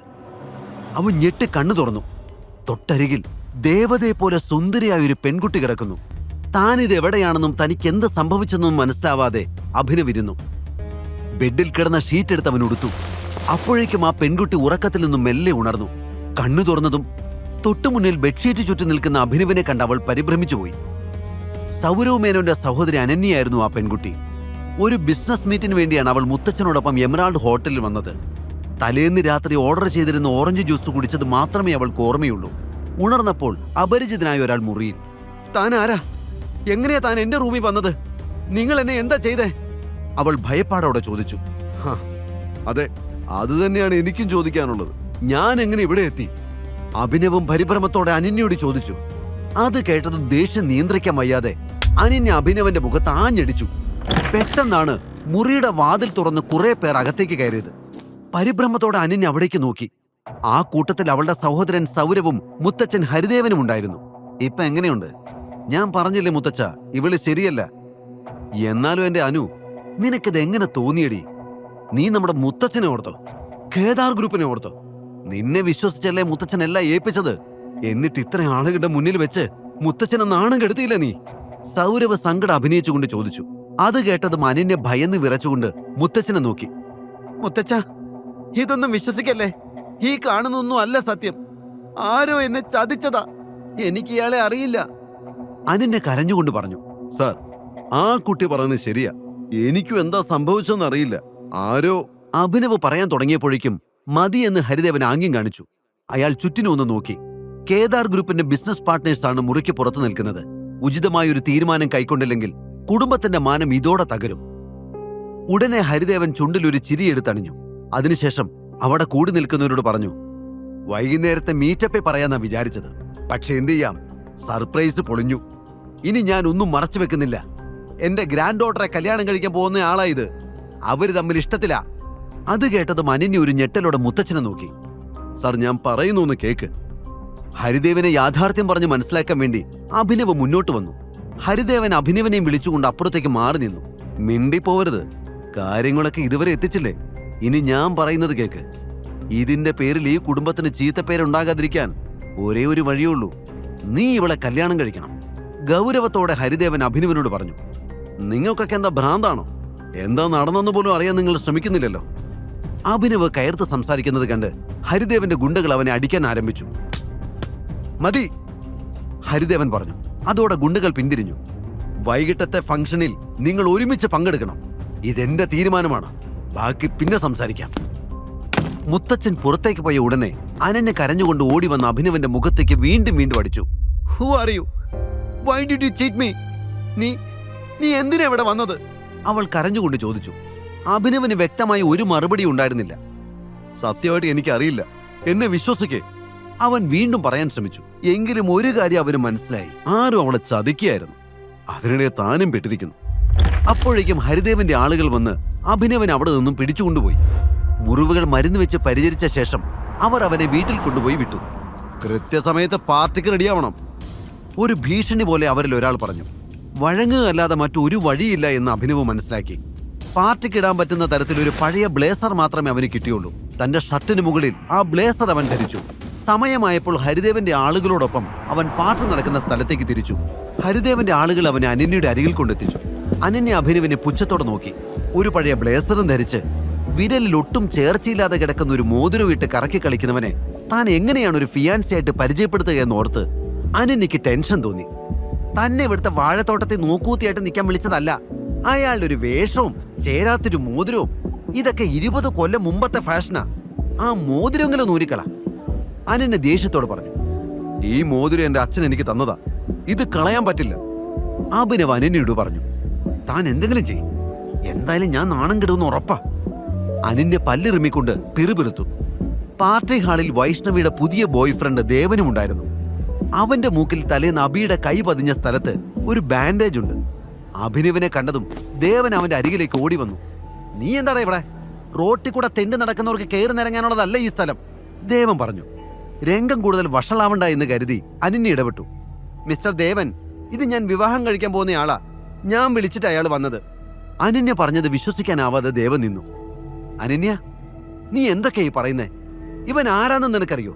ഇവനെ വിവാഹം കഴിക്കാൻ പോവാണെന്നോ? നിനക്കെന്താ തലയ്ക്ക് വല്ല അസുഖമുണ്ടോ? ദേവൻ അഭിനവനെ നോക്കി പറഞ്ഞു. അത് കേട്ടതും അഭിനവ് ചാടി എഴുന്നേറ്റ് ദേവന്റെ കോളറിൽ പിടിച്ചു. നിനക്ക് കെട്ടിയതൊന്നും പോരല്ലടാ. അടുത്ത നിമിഷം ബലിഷ്ഠമായ ഒരു കൈ അഭിനവിനെ തടഞ്ഞു. പാർട്ടി ഹോസ്റ്റ് ചെയ്യുന്ന ബിസിനസ്മാൻ വിക്രമായിരുന്നു അത്. SR ഗ്രൂപ്പിന്റെ മാനേജിംഗ് പാർട്ണർ. മറ്റുള്ള ബിസിനസ്സുകാരെല്ലാം വിക്രത്തെ ആശ്രയിച്ചാണ് അവരുടെ ബിസിനസ് മുന്നോട്ട് കൊണ്ടുപോകുന്നത്. ചുരുക്കി പറഞ്ഞാൽ അവിടെയുള്ളവരുടെ കാണപ്പെട്ട ദൈവം തന്നെയാണ് വിക്രം. എന്താ ഇവിടെ പ്രശ്നം? വിക്രം അവരെ നോക്കി ചോദിച്ചു. വിക്രം സാർ, ഇവനൊരു ക്രിമിനലാ. അനാവശ്യമായിട്ട് ഇവിടെ വന്ന് പ്രശ്നം ഉണ്ടാക്കുക. അത് കേട്ടതും വിക്രം അഭിനവിനെ മൊത്തത്തിലൊന്ന് നോക്കി. നോക്ക് മിസ്റ്റർ, ഇവിടെ വളരെ പ്രധാനപ്പെട്ട ഒരു പാർട്ടിയാണ് നടക്കുന്നത്. ഒരുപാട് VIP ഗസ്റ്റ് ഒക്കെ വരുന്നതാ. അതിനിടയില് ഇങ്ങനത്തെ ഷോയൊന്നും വേണ്ട. നിങ്ങൾക്ക് ഞാൻ ഇൻവിറ്റേഷൻ അയച്ചിട്ടില്ലല്ലോ. ഇൻവൈറ്റ് ചെയ്തവർ മാത്രം മതി ഇവിടെ. പ്രശ്നം ഉണ്ടാക്കാതെ നിങ്ങൾ പുറത്തു പോകണം. ഒട്ടും മയമില്ലാതെ വിക്രം അഭിനവനോട് ആവശ്യപ്പെട്ടു. അഭിനവ് എങ്ങനെ പ്രതികരിക്കുമെന്ന് അറിയാത്തതിനാൽ അത് കേട്ട ഉടനെ അനന്യ പറഞ്ഞു. സോറി സാർ, ഇതിന്റെ ഫിയാൻസിയാ. പ്രശ്നം ഉണ്ടാക്കാൻ വേണ്ടി വന്നതല്ല. ഞങ്ങൾ ഇപ്പൊ തന്നെ പോയേക്കാം. അവൾ അഭിനവന്റെ കൈയും പിടിച്ച് പുറത്തേക്ക് നടന്നു. അപ്പോഴാണ് വിക്രമിന്റെ കണ്ണുകൾ അഭിനവന്റെ മോതിരത്തിലെത്തിയത്. ഒരു മിനിറ്റ്, വിക്രം പിന്നിൽ നിന്ന് വിളിച്ചു. അത് കേട്ട് എല്ലാവരും ഒരുമിച്ച് വിക്രമിനെ നോക്കി. എനിക്ക് നിങ്ങളോടൊരു കാര്യം പറയാനുണ്ട്.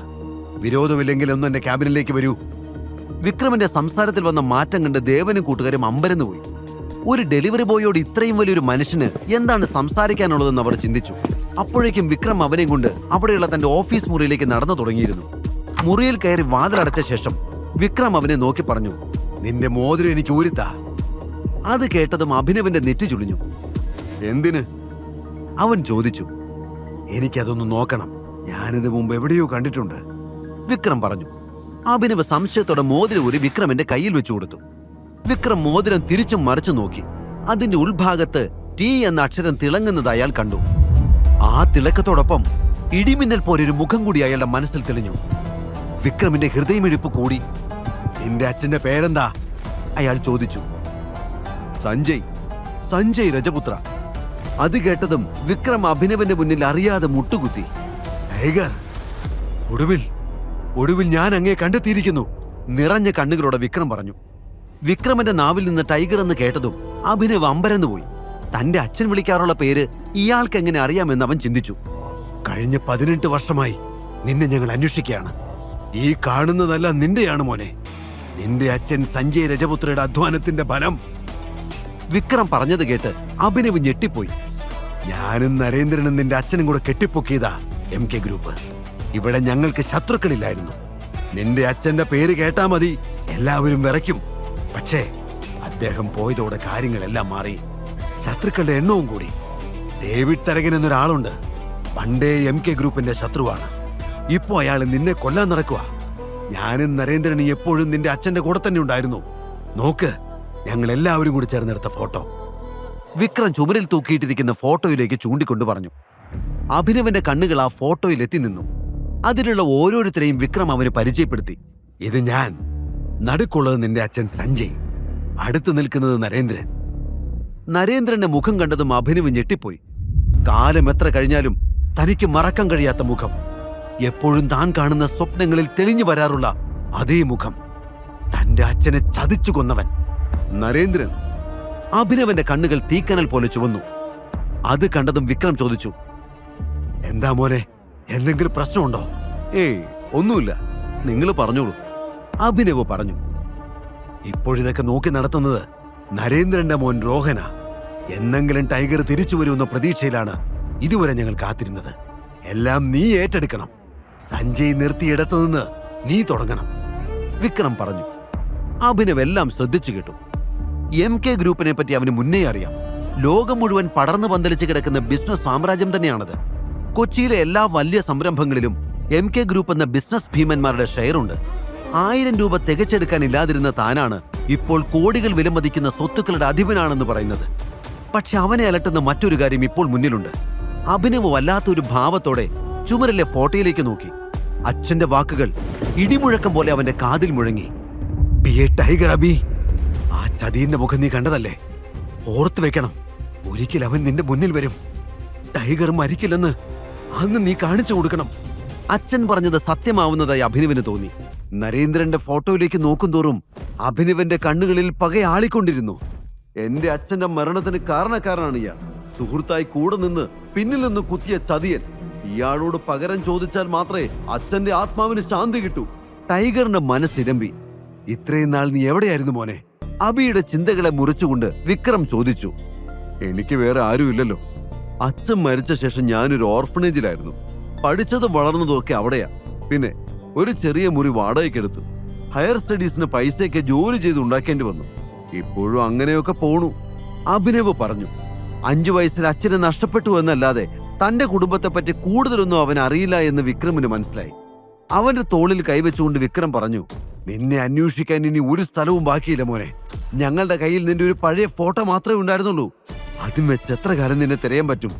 നീ അങ്ങ് വളർന്നു പോയില്ലേ? അഭിനവനെ സ്നേഹത്തോടെ നോക്കിക്കൊണ്ട് വിക്രം തുടർന്നു. എന്നാലും നീ ഞങ്ങളുടെ സഞ്ജയുടെ മോനല്ലേ? എന്നെങ്കിലും ഒരിക്കൽ നീ വരുമെന്ന് എനിക്ക് ഉറപ്പായിരുന്നു. ഇതൊക്കെ അറിയുമ്പോ രോഹനും സന്തോഷമാകും. നിറഞ്ഞ കണ്ണുകൾ തുടച്ചുകൊണ്ട് അയാൾ പറഞ്ഞു. രോഹന്റെ പേര് കേട്ടപ്പോൾ അഭിനവന് ദേഷ്യം വന്നു. തന്റെ അച്ഛനെ കൊന്നവന്റെ മകൻ ഇതൊക്കെ അറിഞ്ഞ് സന്തോഷിക്കുമെന്ന് അഭിനവന് തോന്നിയില്ല.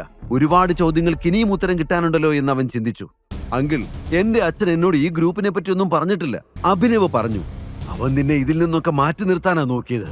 പക്ഷെ ഇനിയിപ്പോ അത് പറ്റില്ല. എല്ലാം പഴയതുപോലെ ആവണം. നഷ്ടപ്പെട്ടതെല്ലാം തിരിച്ചു പിടിക്കണം. സഞ്ജയ് പോയപ്പോൾ ഗ്രൂപ്പ് വിട്ടു പോയവരെല്ലാം തിരിച്ചു കൊണ്ടുവരണം. The game is still on, Vikram പറഞ്ഞു. തന്റെ കൂട്ടുകാരനായ നരേന്ദ്രനാണ് സഞ്ജയിനെ കൊന്നതെന്ന കാര്യം വിക്രമന് അറിയില്ല എന്ന് അഭിനവന് അപ്പോൾ മനസ്സിലായി. വിക്രം തന്റെ ടേബിളിന്റെ വലിപ്പ് തുറന്ന് ഒരു ചെക്ക് പുറത്തെടുത്ത് അതിലൊരു തുക എഴുതി ഒപ്പിട്ടു. ഇത് 50 കോടി രൂപയുടെ ചെക്ക. ഇത് കൈവച്ചോ. ടൈഗറായി ഉത്തരവാദിത്തങ്ങൾ ഏറ്റെടുക്കുന്നത് വരെ നിനക്ക് ഈ പണം ഉപയോഗിക്കാം. വിക്രം പറഞ്ഞു. അഭിനവ് വിക്രമിന്റെ കയ്യിൽ നിന്ന് ആ ചെക്ക് വാങ്ങി. തന്റെ ജീവിതം മാറി മറിഞ്ഞിരിക്കുന്നുവെന്ന് അവന് വിശ്വസിക്കാൻ കഴിഞ്ഞില്ല. ചെക്ക് ലീഫ് തിരിച്ചു വെച്ചിട്ട് വിക്രം തുടർന്നു. എല്ലാ നീക്കങ്ങളും സൂക്ഷിച്ചു വേണം. നീയാണ് ടൈഗർ എന്ന് തൽക്കാലം ആരും അറിയണ്ട. എല്ലായിടത്തും ശത്രുക്കളുണ്ട്. എല്ലാം പറയാൻ ഒരു നല്ല അവസരം വരുന്നത് വരെ നമ്മൾ കാത്തിരിക്കണം. തൽക്കാലം ഇതുവരെ നീ എങ്ങനെയാണോ ജീവിച്ചത് അതുപോലെ തന്നെ കഴിയുക. അഭിനവ് അത് കേട്ട് തലയാട്ടി. ഇതേ സമയം പുറത്ത് ദേവനും സൗരവും അനന്യയും അക്ഷമരായി കാത്തു നിൽക്കുന്നുണ്ടായിരുന്നു. വിക്രം സാർ അവനെ തട്ടിക്കാണുമെന്ന് എനിക്ക് തോന്നുന്നത്. അല്ലാതെ ഇത്രയും നേരം വാതിലടച്ചിരിക്കേണ്ട കാര്യം എന്താ? സൗരവ് ചോദിച്ചു. പാവം, സുന്ദരിയായൊരു പെണ്ണിനെ കിട്ടിയിട്ട് ഒരു രാത്രി പോലും അവളോടൊപ്പം കഴിയാനുള്ള യോഗ അവനില്ല. ദേവൻ കളിയാക്കിക്കൊണ്ട് പറഞ്ഞു. അവർ തന്നെ കളിയാക്കുകയാണെന്ന് അനന്യയ്ക്ക് മനസ്സിലായി. എങ്കിലും അനന്യയുടെ ഉള്ളിൽ ചെറിയൊരു ടെൻഷൻ ഉണ്ടായിരുന്നു. അവര് പറഞ്ഞതുപോലെ തന്നെ വിക്രം എന്തിനും മടിക്കാത്ത ആളാണ്. ഒരു മനുഷ്യൻ മരിക്കുമെന്ന് പറഞ്ഞുകൊണ്ട് എങ്ങനെ ഇവർക്കൊക്കെ സന്തോഷിക്കാൻ പറ്റുന്നത്? അവൾ ചിന്തിച്ചു. നിങ്ങളൊന്നും മിണ്ടാതിരിക്കാവോ? അനന്യ അവരോട് ദേഷ്യപ്പെട്ടു. ഓ, ഞങ്ങളൊന്നും പറയുന്നില്ല. കുറച്ചു കഴിയുമ്പോൾ അവൻ പീസ് പീസായിട്ട് ചാക്കി കയറി വരും. അപ്പ വിശ്വസിച്ചാ മതി, സൗരവ് പറഞ്ഞു. അത് കേട്ട് ദേവൻ ചിരിച്ചു. പെട്ടെന്ന് വിക്രമിന്റെ മുറിയുടെ വാതിൽ തുറന്നു. വിക്രം അഭിനവനെ കൂട്ടിക്കൊണ്ട് പുറത്തേക്ക് വന്നു. അഭിയെ ജീവനോടെ കണ്ടപ്പോൾ ദേവന്റെയും സൗരവിന്റെയും മുഖം വാടി. ഇവൻ ചത്തില്ലേ?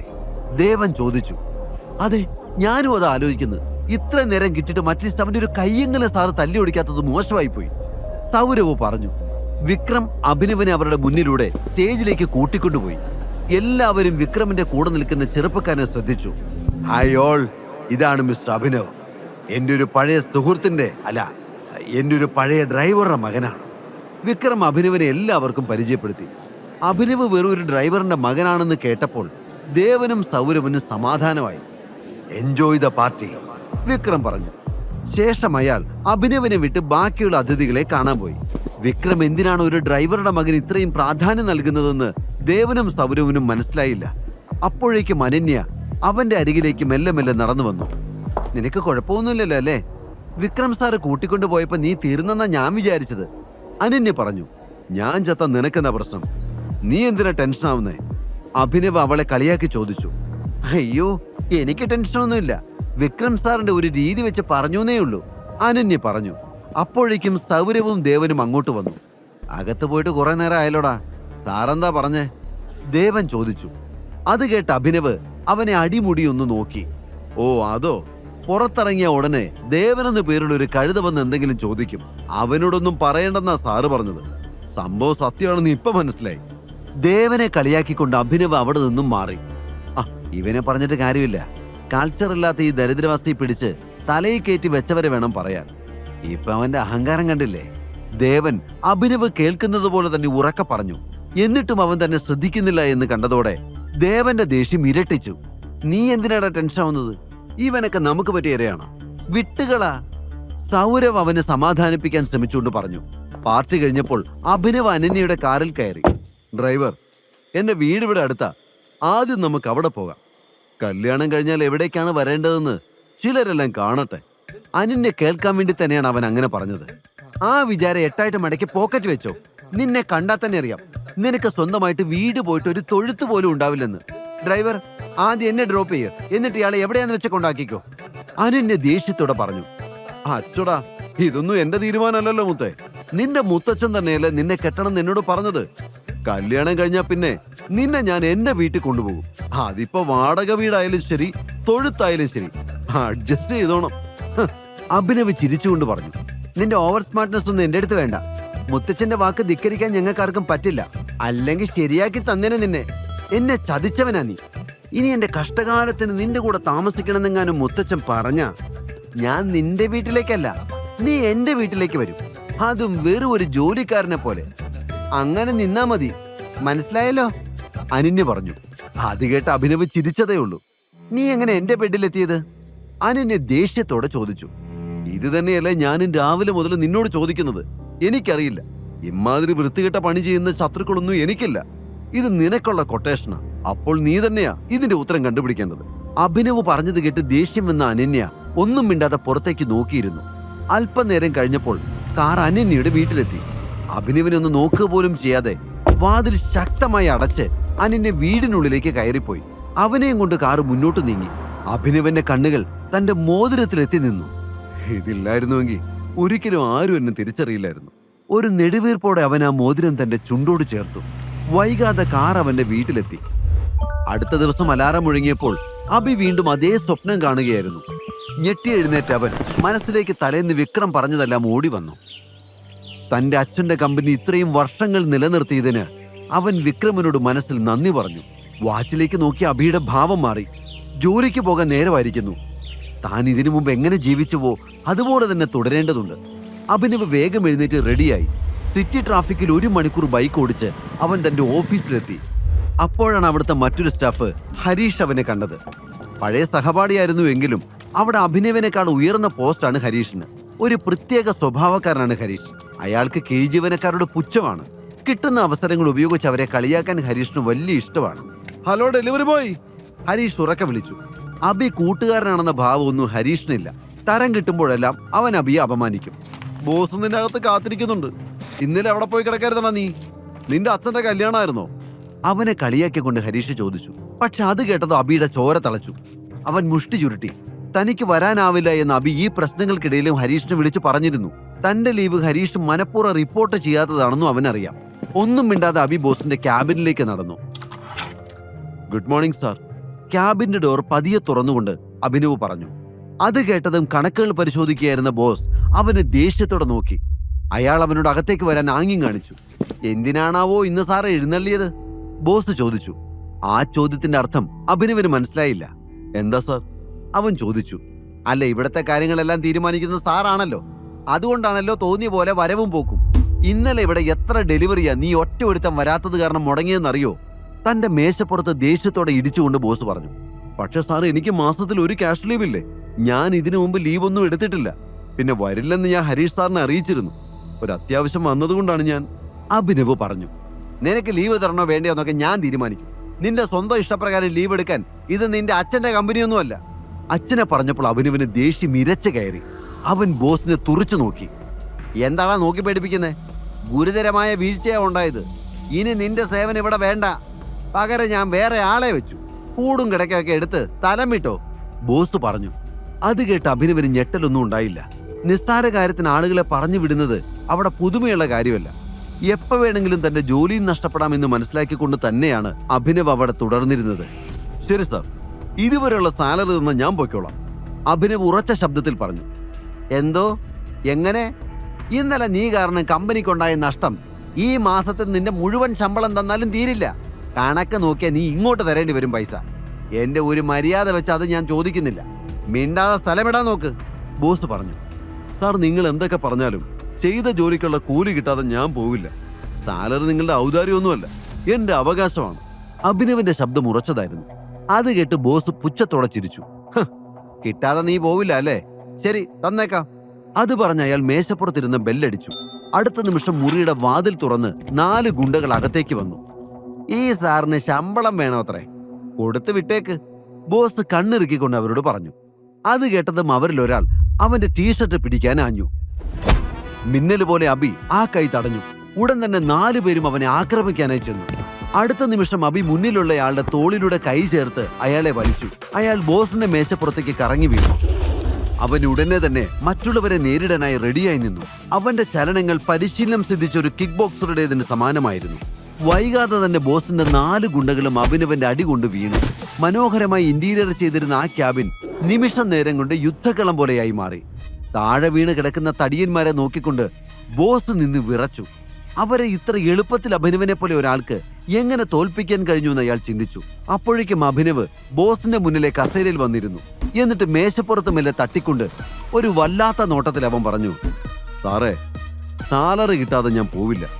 ഭയന്നുപോയ ബോസ് ഡ്രോയിൽ നിന്ന് ചെക്കെടുത്ത് അതിൽ തുക എഴുതി വിറയ്ക്കുന്ന കൈകളുടെ അഭിനവിന് നൽകി. അവൻ ചെക്ക് വാങ്ങി ചുറ്റിനും ഒന്ന് നോക്കി. 1 മാസത്തെ സാലറിയിൽ തീരാത്ത നാശനഷ്ടങ്ങൾ ഇപ്പോൾ അവിടെ ഉണ്ടായിട്ടുണ്ട്.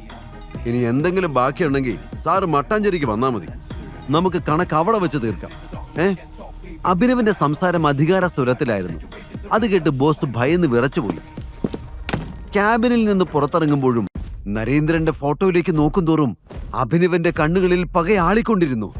എന്റെ അച്ഛന്റെ മരണത്തിന് കാരണക്കാരനാണ് ഇയാൾ. സുഹൃത്തായി കൂടെ നിന്ന് പിന്നിൽ നിന്ന് കുത്തിയ ചതിയൻ. ഇയാളോട് പകരം ചോദിച്ചാൽ മാത്രമേ അച്ഛന്റെ ആത്മാവിന് ശാന്തി കിട്ടൂ. ടൈഗറിന്റെ മനസ്സിരമ്പി. ഇത്രയും നാൾ നീ എവിടെയായിരുന്നു മോനെ? അബിയുടെ ചിന്തകളെ മുറിച്ചുകൊണ്ട് വിക്രം ചോദിച്ചു. എനിക്ക് വേറെ ആരുമില്ലല്ലോ. അച്ഛൻ മരിച്ച ശേഷം ഞാനൊരു ഓർഫനേജിലായിരുന്നു. പഠിച്ചതും വളർന്നതും ഒക്കെ അവിടെയാ. പിന്നെ ഒരു ചെറിയ മുറി വാടകയ്ക്കെടുത്തു. ഹയർ സ്റ്റഡീസിന് പൈസയൊക്കെ ജോലി ചെയ്ത് ഉണ്ടാക്കേണ്ടി വന്നു. ഇപ്പോഴും അങ്ങനെയൊക്കെ പോണു, അഭിനവ് പറഞ്ഞു. 5 വയസ്സിൽ അച്ഛനെ നഷ്ടപ്പെട്ടു എന്നല്ലാതെ തന്റെ കുടുംബത്തെപ്പറ്റി കൂടുതലൊന്നും അവൻ അറിയില്ല എന്ന് വിക്രമിന് മനസ്സിലായി. അവന്റെ തോളിൽ കൈവച്ചുകൊണ്ട് വിക്രം പറഞ്ഞു, നിന്നെ അന്വേഷിക്കാൻ ഇനി ഒരു സ്ഥലവും ബാക്കിയില്ല മോനെ.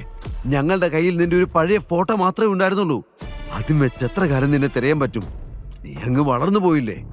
അഭിനവനെ സ്നേഹത്തോടെ നോക്കിക്കൊണ്ട് വിക്രം തുടർന്നു. എന്നാലും നീ ഞങ്ങളുടെ സഞ്ജയുടെ മോനല്ലേ? എന്നെങ്കിലും ഒരിക്കൽ നീ വരുമെന്ന് എനിക്ക് ഉറപ്പായിരുന്നു. ഇതൊക്കെ അറിയുമ്പോ രോഹനും സന്തോഷമാകും. നിറഞ്ഞ കണ്ണുകൾ തുടച്ചുകൊണ്ട് അയാൾ പറഞ്ഞു. രോഹന്റെ പേര് കേട്ടപ്പോൾ അഭിനവന് ദേഷ്യം വന്നു. തന്റെ അച്ഛനെ കൊന്നവന്റെ മകൻ ഇതൊക്കെ അറിഞ്ഞ് സന്തോഷിക്കുമെന്ന് അഭിനവന് തോന്നിയില്ല. ഒരുപാട് ചോദ്യങ്ങൾക്ക് ഇനിയും ഉത്തരം കിട്ടാനുണ്ടല്ലോ എന്ന് അവൻ ചിന്തിച്ചു. അങ്കിൾ, എന്റെ അച്ഛൻ എന്നോട് ഈ ഗ്രൂപ്പിനെ പറ്റി ഒന്നും പറഞ്ഞിട്ടില്ല, അഭിനവ് പറഞ്ഞു. അവൻ നിന്നെ ഇതിൽ നിന്നൊക്കെ മാറ്റി നിർത്താനാ നോക്കിയത്. പക്ഷെ ഇനിയിപ്പോ അത് പറ്റില്ല. എല്ലാം പഴയതുപോലെ ആവണം. നഷ്ടപ്പെട്ടതെല്ലാം തിരിച്ചു പിടിക്കണം. സഞ്ജയ് പോയപ്പോൾ ഗ്രൂപ്പ് വിട്ടു പോയവരെല്ലാം തിരിച്ചു കൊണ്ടുവരണം. The game is still on, Vikram പറഞ്ഞു. തന്റെ കൂട്ടുകാരനായ നരേന്ദ്രനാണ് സഞ്ജയിനെ കൊന്നതെന്ന കാര്യം വിക്രമന് അറിയില്ല എന്ന് അഭിനവൻ അപ്പോൾ മനസ്സിലായി. വിക്രം തന്റെ ടേബിളിന്റെ വലിപ്പ് തുറന്ന് ഒരു ചെക്ക് പുറത്തെടുത്ത് അതിലൊരു തുക എഴുതി ഒപ്പിട്ടു. ഇത് 50 കോടി രൂപയുടെ ചെക്ക. ഇത് കൈ വെച്ചോ. ടൈഗറായി ഉത്തരവാദിത്തങ്ങൾ ഏറ്റെടുക്കുന്നത് വരെ നിനക്ക് ഈ പണം ഉപയോഗിക്കാം, വിക്രം പറഞ്ഞു. അഭിനവ് വിക്രമിന്റെ കയ്യിൽ നിന്ന് ആ ചെക്ക് വാങ്ങി. തന്റെ ജീവിതം മാറി മറിഞ്ഞിരിക്കുന്നു എന്ന് അവന് വിശ്വസിക്കാൻ കഴിഞ്ഞില്ല. ചെക്ക് ലീഫ് തിരിച്ചു വെച്ചിട്ട് വിക്രം തുടർന്നു. എല്ലാ നീക്കങ്ങളും സൂക്ഷിച്ചു വേണം. നീയാണ് ടൈഗർ എന്ന് തൽക്കാലം ആരും അറിയണ്ട. എല്ലായിടത്തും ശത്രുക്കളുണ്ട്. എല്ലാം പറയാനൊരു നല്ല അവസരം വരുന്നത് വരെ നമ്മൾ കാത്തിരിക്കണം. തൽക്കാലം ഇതുവരെ നീ എങ്ങനെയാണോ ജീവിച്ചത് അതുപോലെ തന്നെ കഴിയുക. അഭിനവ് അത് കേട്ട് തലയാട്ടി. ഇതേ സമയം പുറത്ത് ദേവനും സൗരവും അനന്യയും അക്ഷമരായി കാത്തു നിൽക്കുന്നുണ്ടായിരുന്നു.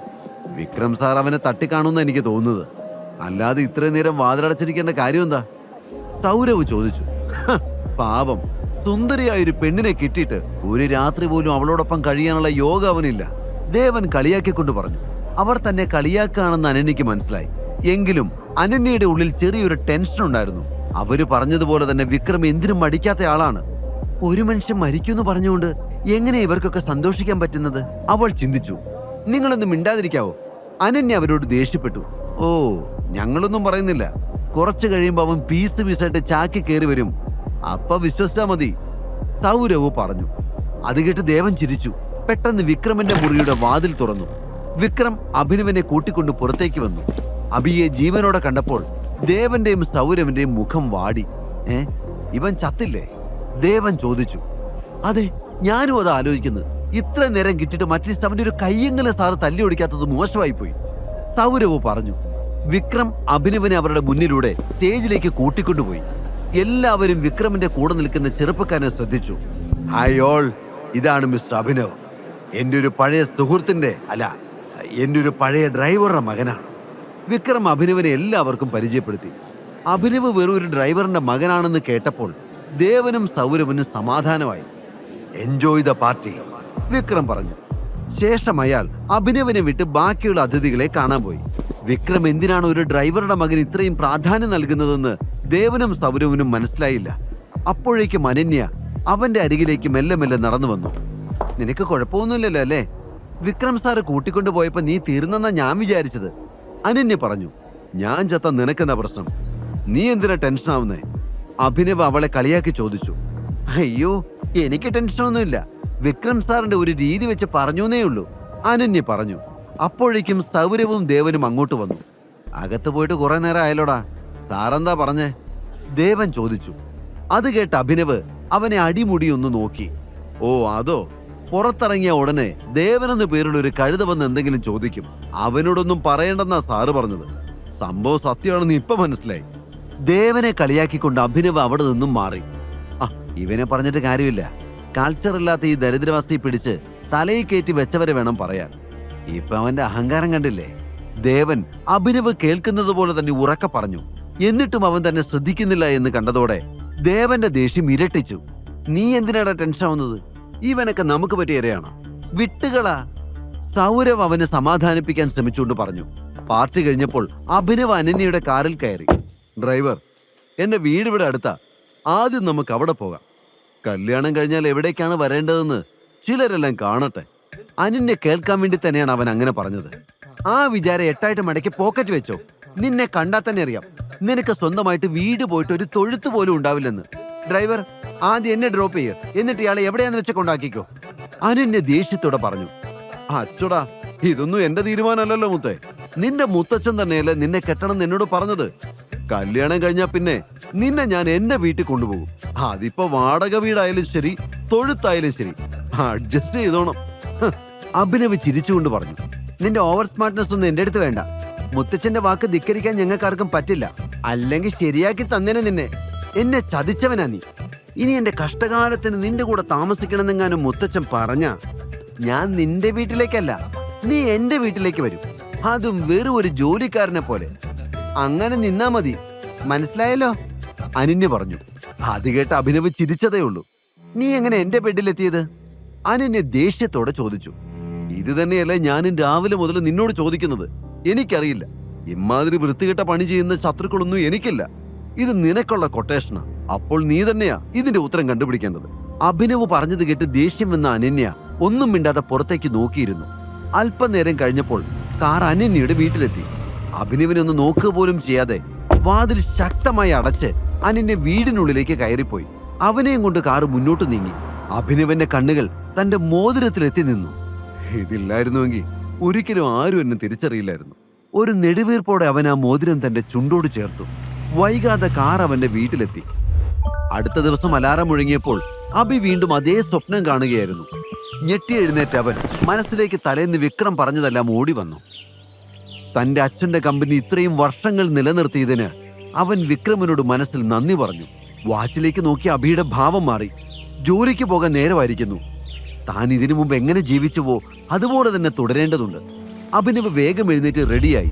സിറ്റി ട്രാഫിക്കിൽ 1 മണിക്കൂർ ബൈക്ക് ഓടിച്ച് അവൻ തന്റെ ഓഫീസിലെത്തി. അപ്പോഴാണ് അവിടുത്തെ മറ്റൊരു സ്റ്റാഫ് ഹരീഷ് അവനെ കണ്ടത്. പഴയ സഹപാഠിയായിരുന്നു എങ്കിലും അവിടെ അഭിനവിനേക്കാൾ ഉയർന്ന പോസ്റ്റാണ് ഹരീഷിന്. ഒരു പ്രത്യേക സ്വഭാവക്കാരനാണ് ഹരീഷ്. അയാൾക്ക് കീഴ്ജീവനക്കാരുടെ പുച്ഛമാണ്. കിട്ടുന്ന അവസരങ്ങൾ ഉപയോഗിച്ച് അവരെ കളിയാക്കാൻ ഹരീഷിന് വലിയ ഇഷ്ടമാണ്. ഹലോ ഡെലിവറി ബോയ്, ഹരീഷ് ഉറക്കെ വിളിച്ചു. അഭി കൂട്ടുകാരനാണെന്ന ഭാവമൊന്നും ഹരീഷിനില്ല. തരം കിട്ടുമ്പോഴെല്ലാം അവൻ അഭിയെ അപമാനിക്കും. ബോസ് നിന്റെ അകത്ത് കാത്തിരിക്കുന്നുണ്ട്. ഇന്നലെ അവിടെ പോയി കിടക്കായിരുന്നാ നീ? നിന്റെ അച്ഛന്റെ കല്യാണമായിരുന്നോ? അവനെ കളിയാക്കിക്കൊണ്ട് ഹരീഷ് ചോദിച്ചു. പക്ഷെ അത് കേട്ടത് അഭിയുടെ ചോര തളച്ചു. അവൻ മുഷ്ടി ചുരുട്ടി. തനിക്ക് വരാനാവില്ല എന്ന് അഭി ഈ പ്രശ്നങ്ങൾക്കിടയിലും ഹരീഷിനെ വിളിച്ചു പറഞ്ഞിരുന്നു. തന്റെ ലീവ് ഹരീഷ് മനഃപൂർവ്വം റിപ്പോർട്ട് ചെയ്യാത്തതാണെന്നും അവനറിയാം. ഒന്നും മിണ്ടാതെ അഭി ബോസിന്റെ ക്യാബിനിലേക്ക് നടന്നു. Good morning sir. ക്യാബിന്റെ ഡോർ പതിയെ തുറന്നുകൊണ്ട് അഭിനവ് പറഞ്ഞു. അത് കേട്ടതും കണക്കുകൾ പരിശോധിക്കുകയായിരുന്ന ബോസ് അവനെ ദേഷ്യത്തോടെ നോക്കി. അയാൾ അവനോട് അകത്തേക്ക് വരാൻ ആംഗ്യം കാണിച്ചു. എന്തിനാണാവോ ഇന്ന് സാറ് എഴുന്നള്ളിയത്? ബോസ് ചോദിച്ചു. ആ ചോദ്യത്തിന്റെ അർത്ഥം അഭിനവിന് മനസ്സിലായില്ല. എന്താ സാർ? അവൻ ചോദിച്ചു. അല്ല, ഇവിടത്തെ കാര്യങ്ങളെല്ലാം തീരുമാനിക്കുന്നത് സാറാണല്ലോ. അതുകൊണ്ടാണല്ലോ തോന്നിയ പോലെ വരവും പോക്കും. ഇന്നലെ ഇവിടെ എത്ര ഡെലിവറിയാ നീ ഒറ്റ ഒരുത്തം വരാത്തത് കാരണം മുടങ്ങിയെന്നറിയോ? തന്റെ മേശപ്പുറത്ത് ദേഷ്യത്തോടെ ഇടിച്ചുകൊണ്ട് ബോസ് പറഞ്ഞു. പക്ഷെ സാർ, എനിക്ക് മാസത്തിൽ 1 ക്യാഷ് ലീവ് ഇല്ലേ? ഞാൻ ഇതിനു മുമ്പ് ലീവൊന്നും എടുത്തിട്ടില്ല. പിന്നെ വരില്ലെന്ന് ഞാൻ ഹരീഷ് സാറിനെ അറിയിച്ചിരുന്നു. ഒരു അത്യാവശ്യം വന്നതുകൊണ്ടാണ് ഞാൻ. അഭിനവ് പറഞ്ഞു. നിനക്ക് ലീവ് തരണോ വേണ്ടയോ എന്നൊക്കെ ഞാൻ തീരുമാനിക്കും. നിന്റെ സ്വന്തം ഇഷ്ടപ്രകാരം ലീവ് എടുക്കാൻ ഇത് നിന്റെ അച്ഛന്റെ കമ്പനിയൊന്നുമല്ല. അച്ഛനെ പറഞ്ഞപ്പോൾ അഭിനവിന് ദേഷ്യം ഇരച്ചു കയറി. അവൻ ബോസിനെ തുറിച്ചു നോക്കി. എന്താണാ നോക്കി പേടിപ്പിക്കുന്നേ? ഗുരുതരമായ വീഴ്ചയാ ഉണ്ടായത്. ഇനി നിന്റെ സേവനം ഇവിടെ വേണ്ട. പകരം ഞാൻ വേറെ ആളെ വെച്ചു. കൂടും കിടക്കൊക്കെ എടുത്ത് സ്ഥലം വിട്ടോ, ബോസ് പറഞ്ഞു. അത് കേട്ട് അഭിനവിന് ഞെട്ടലൊന്നും ഉണ്ടായില്ല. നിസ്സാര കാര്യത്തിന് ആളുകളെ പറഞ്ഞു വിടുന്നത് അവിടെ പുതുമയുള്ള കാര്യമല്ല. എപ്പോ വേണമെങ്കിലും തന്റെ ജോലിയും നഷ്ടപ്പെടാമെന്ന് മനസ്സിലാക്കിക്കൊണ്ട് തന്നെയാണ് അഭിനവ് അവിടെ തുടർന്നിരുന്നത്. ശരി സാർ, ഇതുവരെയുള്ള സാലറി തന്ന ഞാൻ പൊയ്ക്കോളാം, അഭിനവ് ഉറച്ച ശബ്ദത്തിൽ പറഞ്ഞു. എന്തോ? എങ്ങനെ? ഇന്നലെ നീ കാരണം കമ്പനിക്കുണ്ടായ നഷ്ടം ഈ മാസത്തിൽ നിന്റെ മുഴുവൻ ശമ്പളം തന്നാലും തീരില്ല. കണക്ക് നോക്കിയാൽ നീ ഇങ്ങോട്ട് തരേണ്ടി വരും പൈസ. എന്റെ ഒരു മര്യാദ വെച്ച് അത് ഞാൻ ചോദിക്കുന്നില്ല. മിണ്ടാതെ സ്ഥലമിടാൻ നോക്ക്, ബോസ് പറഞ്ഞു. സാർ, നിങ്ങൾ എന്തൊക്കെ പറഞ്ഞാലും ചെയ്ത ജോലിക്കുള്ള കൂലി കിട്ടാതെ ഞാൻ പോവില്ല. സാലറി നിങ്ങളുടെ ഔദാര്യമൊന്നുമല്ല, എന്റെ അവകാശമാണ്. അഭിനവന്റെ ശബ്ദം ഉറച്ചതായിരുന്നു. അത് കേട്ട് ബോസ് പുച്ഛത്തോടെ ചിരിച്ചു. കിട്ടാതെ നീ പോവില്ല അല്ലേ? ശരി, തന്നേക്കാം. അത് പറഞ്ഞ അയാൾ മേശപ്പുറത്തിരുന്ന് ബെല്ലടിച്ചു. അടുത്ത നിമിഷം മുറിയുടെ വാതിൽ തുറന്ന് 4 ഗുണ്ടകൾ അകത്തേക്ക് വന്നു. ഈ സാറിന് ശമ്പളം വേണോ അത്രേ? കൊടുത്തു വിട്ടേക്ക്, ബോസ് കണ്ണിറുക്കിക്കൊണ്ട് അവരോട് പറഞ്ഞു. അത് കേട്ടതും അവരിൽ ഒരാൾ അവന്റെ ടീഷർട്ട് പിടിക്കാൻ ആഞ്ഞു. മിന്നൽ പോലെ അബി ആ കൈ തടഞ്ഞു. ഉടൻ തന്നെ 4 പേരും അവനെ ആക്രമിക്കാനായി ചെന്നു. അടുത്ത നിമിഷം അബി മുന്നിലുള്ളയാളുടെ തോളിലൂടെ കൈ ചേർത്ത് അയാളെ വലിച്ചു. അയാൾ ബോസിന്റെ മേശപ്പുറത്തേക്ക് കറങ്ങി വീണു. അവൻ ഉടനെ തന്നെ മറ്റുള്ളവരെ നേരിടാനായി റെഡിയായി നിന്നു. അവന്റെ ചലനങ്ങൾ പരിശീലനം സിദ്ധിച്ച ഒരു കിക്ക് ബോക്സറുടേതിന് സമാനമായിരുന്നു. വൈകാതെ തന്നെ ബോസിന്റെ 4 ഗുണ്ടകളും അഭിനവന്റെ അടി കൊണ്ട് വീണു. മനോഹരമായി ഇന്റീരിയർ ചെയ്തിരുന്ന ആ ക്യാബിൻ നിമിഷം നേരം കൊണ്ട് യുദ്ധക്കളം പോലെയായി മാറി. താഴെ വീണ് കിടക്കുന്ന തടിയന്മാരെ നോക്കിക്കൊണ്ട് ബോസ് നിന്ന് വിറച്ചു. അവരെ ഇത്ര എളുപ്പത്തിൽ അഭിനവനെ പോലെ ഒരാൾക്ക് എങ്ങനെ തോൽപ്പിക്കാൻ കഴിഞ്ഞു എന്ന് അയാൾ ചിന്തിച്ചു. അപ്പോഴേക്കും അഭിനവ് ബോസിന്റെ മുന്നിലെ കസേരയിൽ വന്നിരുന്നു. എന്നിട്ട് മേശപ്പുറത്ത് മെല്ലെ തട്ടിക്കൊണ്ട് ഒരു വല്ലാത്ത നോട്ടത്തിൽ അവൻ പറഞ്ഞു, സാറേ, സാലറി കിട്ടാതെ ഞാൻ പോവില്ല. ഭയന്നുപോയ ബോസ് ഡ്രോയിൽ നിന്ന് ചെക്കെടുത്ത് അതിൽ തുക എഴുതി വിറയ്ക്കുന്ന കൈകളുടെ അഭിനവിന് നൽകി. അവൻ ചെക്ക് വാങ്ങി ചുറ്റിനും ഒന്ന് നോക്കി. 1 മാസത്തെ സാലറിയിൽ തീരാത്ത നാശനഷ്ടങ്ങൾ ഇപ്പോൾ അവിടെ ഉണ്ടായിട്ടുണ്ട്. ഇനി എന്തെങ്കിലും ബാക്കിയുണ്ടെങ്കിൽ സാറ് മട്ടാഞ്ചേരിക്ക് വന്നാൽ മതി, നമുക്ക് കണക്ക് അവിടെ വെച്ച് തീർക്കാം. അഭിനവിന്റെ സംസാരം അധികാര സ്വരത്തിലായിരുന്നു. അത് കേട്ട് ബോസ് ഭയന്ന് വിറച്ചുപോയി. ക്യാബിനിൽ നിന്ന് പുറത്തിറങ്ങുമ്പോഴും എന്തോ ഒരു കടം ബാക്കിയുള്ളതുപോലെ അവന് തോന്നി. അപ്പോഴാണ് പാവപ്പെട്ട ഡെലിവറി ബോയ്സിനെ ശകാരിക്കുന്ന ഹരീഷിനെ അവൻ കണ്ടത്. ഹരീഷ് താഴത്തെ നിലയിലായിരുന്നതിനാൽ അവിടെ നടന്നതൊന്നും അവൻ അറിഞ്ഞിട്ടില്ല. അഭിനവ് താഴേക്ക് ഇറങ്ങിച്ചെന്നു. ഹരീഷിനടുത്ത് എത്തിയതും അഭിനവന്റെ കൈ അവന്റെ കരണത്ത് പതിച്ചു. താഴെ വീണുപോയ ഹരീഷ് ചാടി എഴുന്നേറ്റു. ഉടനെ തന്നെ 2ാമത്തെ അടിയും വീണു. ഉടുപ്പിൽ കുത്തിപ്പിടിച്ച് എഴുന്നേൽപ്പിച്ച് അഭിനവ് ഹരീഷിനെ ചുമരിൽ ചാരി വെച്ചു. ഇനി എന്നെ തല്ലരുത്, നമ്മൾ പണ്ട് ഒരുമിച്ച് പഠിച്ചതൊക്കെ നീ മറന്നുപോയോ? ഹരീഷ് വെപ്രാളത്തോടെ പറഞ്ഞു. എടാ, ഇപ്പം നിനക്കെല്ലാം ഓർമ്മയുണ്ടല്ലേ? എന്റെ ജോലിയും പോയി, കടം വെച്ചിട്ട് പോകുന്ന പരിപാടി എനിക്കില്ല. അതാ എല്ലാം തന്നേക്കാന്ന് വിചാരിച്ചത്. ഇനി മേലാൽ കീഴുദ്യോഗസ്ഥന്മാരോട് മര്യാദയില്ലാതെ പെരുമാറിയെന്ന് ഞാൻ കേട്ടാൽ പിന്നെ നിനക്ക് ഈ തലയുണ്ടാവില്ല, കേട്ടോടാ. അഭിനവ് പറയുന്നത് കേട്ട് ഹരീഷ് ഭയന്ന് വിറച്ചു. അബിയുടെ പിടി അയഞ്ഞപ്പോൾ അവൻ തന്റെ ടൈ നേരെയാക്കി. ആരെങ്കിലും ശ്രദ്ധിക്കുന്നുണ്ടോ എന്ന് നോക്കിയ ശേഷം ജാളിത മറച്ചുവെച്ച് ഒന്നും സംഭവിക്കാത്ത പോലെ ഹരീഷ് പറഞ്ഞു, ഓക്കെ അഭിനവ്, അപ്പൊ എല്ലാം പറഞ്ഞതുപോലെ ഓൾ ദി ബെസ്റ്റ്, നമുക്ക് കാണാം. ഇതുകൊണ്ടൊന്നും ഹരീഷ് നന്നാവില്ലെന്ന് അബിക്ക് അറിയായിരുന്നു. എന്നാലും അത്രയെങ്കിലും ചെയ്യാതെ പോയാൽ ശരിയാവില്ലെന്ന് അവന് തോന്നി. ഓഫീസിൽ നിന്ന് പുറത്തേക്ക് ഇറങ്ങിയപ്പോൾ തന്നെ അവന്റെ ഫോണിലേക്ക് ഒരു അൺനോൺ നമ്പറിൽ നിന്നൊരു കോള് വന്നു. അഭിനവ് ഫോൺ അറ്റൻഡ് ചെയ്തു. ടൈഗർ. ഫോണിലൂടെ അങ്ങനെ കേട്ടതും അഭിനവിന്റെ ചുണ്ടിൽ മനോഹരമായൊരു ചിരി വിടർന്നു. ഹായ് വിക്രമങ്കിൽ, അഭിനവ് വിളിച്ചു. മോനെ, ഞാൻ വിളിച്ചതൊരു പ്രധാനപ്പെട്ട കാര്യം പറയാനാ. ഇന്ന് വൈകിട്ട് നീ ഹോട്ടൽ സഫേറയിലേക്ക് വരണം.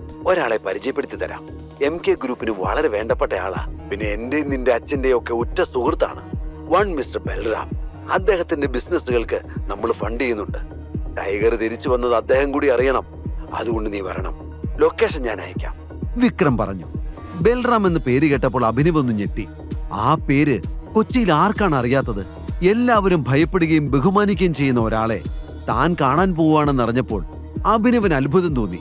അതിലുപരി ബൽറാമിനെ പോലുള്ള ഒരാളുടെ ബോസാണ് താനെന്ന തിരിച്ചറിവ് അക്ഷരാർത്ഥത്തിൽ അവനെ ഞെട്ടിച്ചു. അപ്പോഴേക്കും വിക്രമിന്റെ ഫോണിൽ നിന്നും അവന്റെ ആദ്യ ബിസിനസ് മീറ്റിനുള്ള ലൊക്കേഷൻ ഒരു മെസ്സേജായി വന്നു കഴിഞ്ഞിരുന്നു. ചോദ്യങ്ങൾ അവന്റെ മനസ്സിൽ കുമിഞ്ഞുകൂടി. ബൽറാമിനെ പോലെ ഒരാൾ തന്നെ ടൈഗറായി അംഗീകരിക്കുമോ? എങ്ങനെയാണ് അദ്ദേഹത്തെ സ്വീകരിക്കുക? എങ്ങനെയാണ് സംസാരിച്ചു തുടങ്ങേണ്ടത്? ഉത്തരങ്ങൾക്കായി തുടർന്ന് കേൾക്കൂ the return of tiger, pocket FM-ൽ മാത്രം.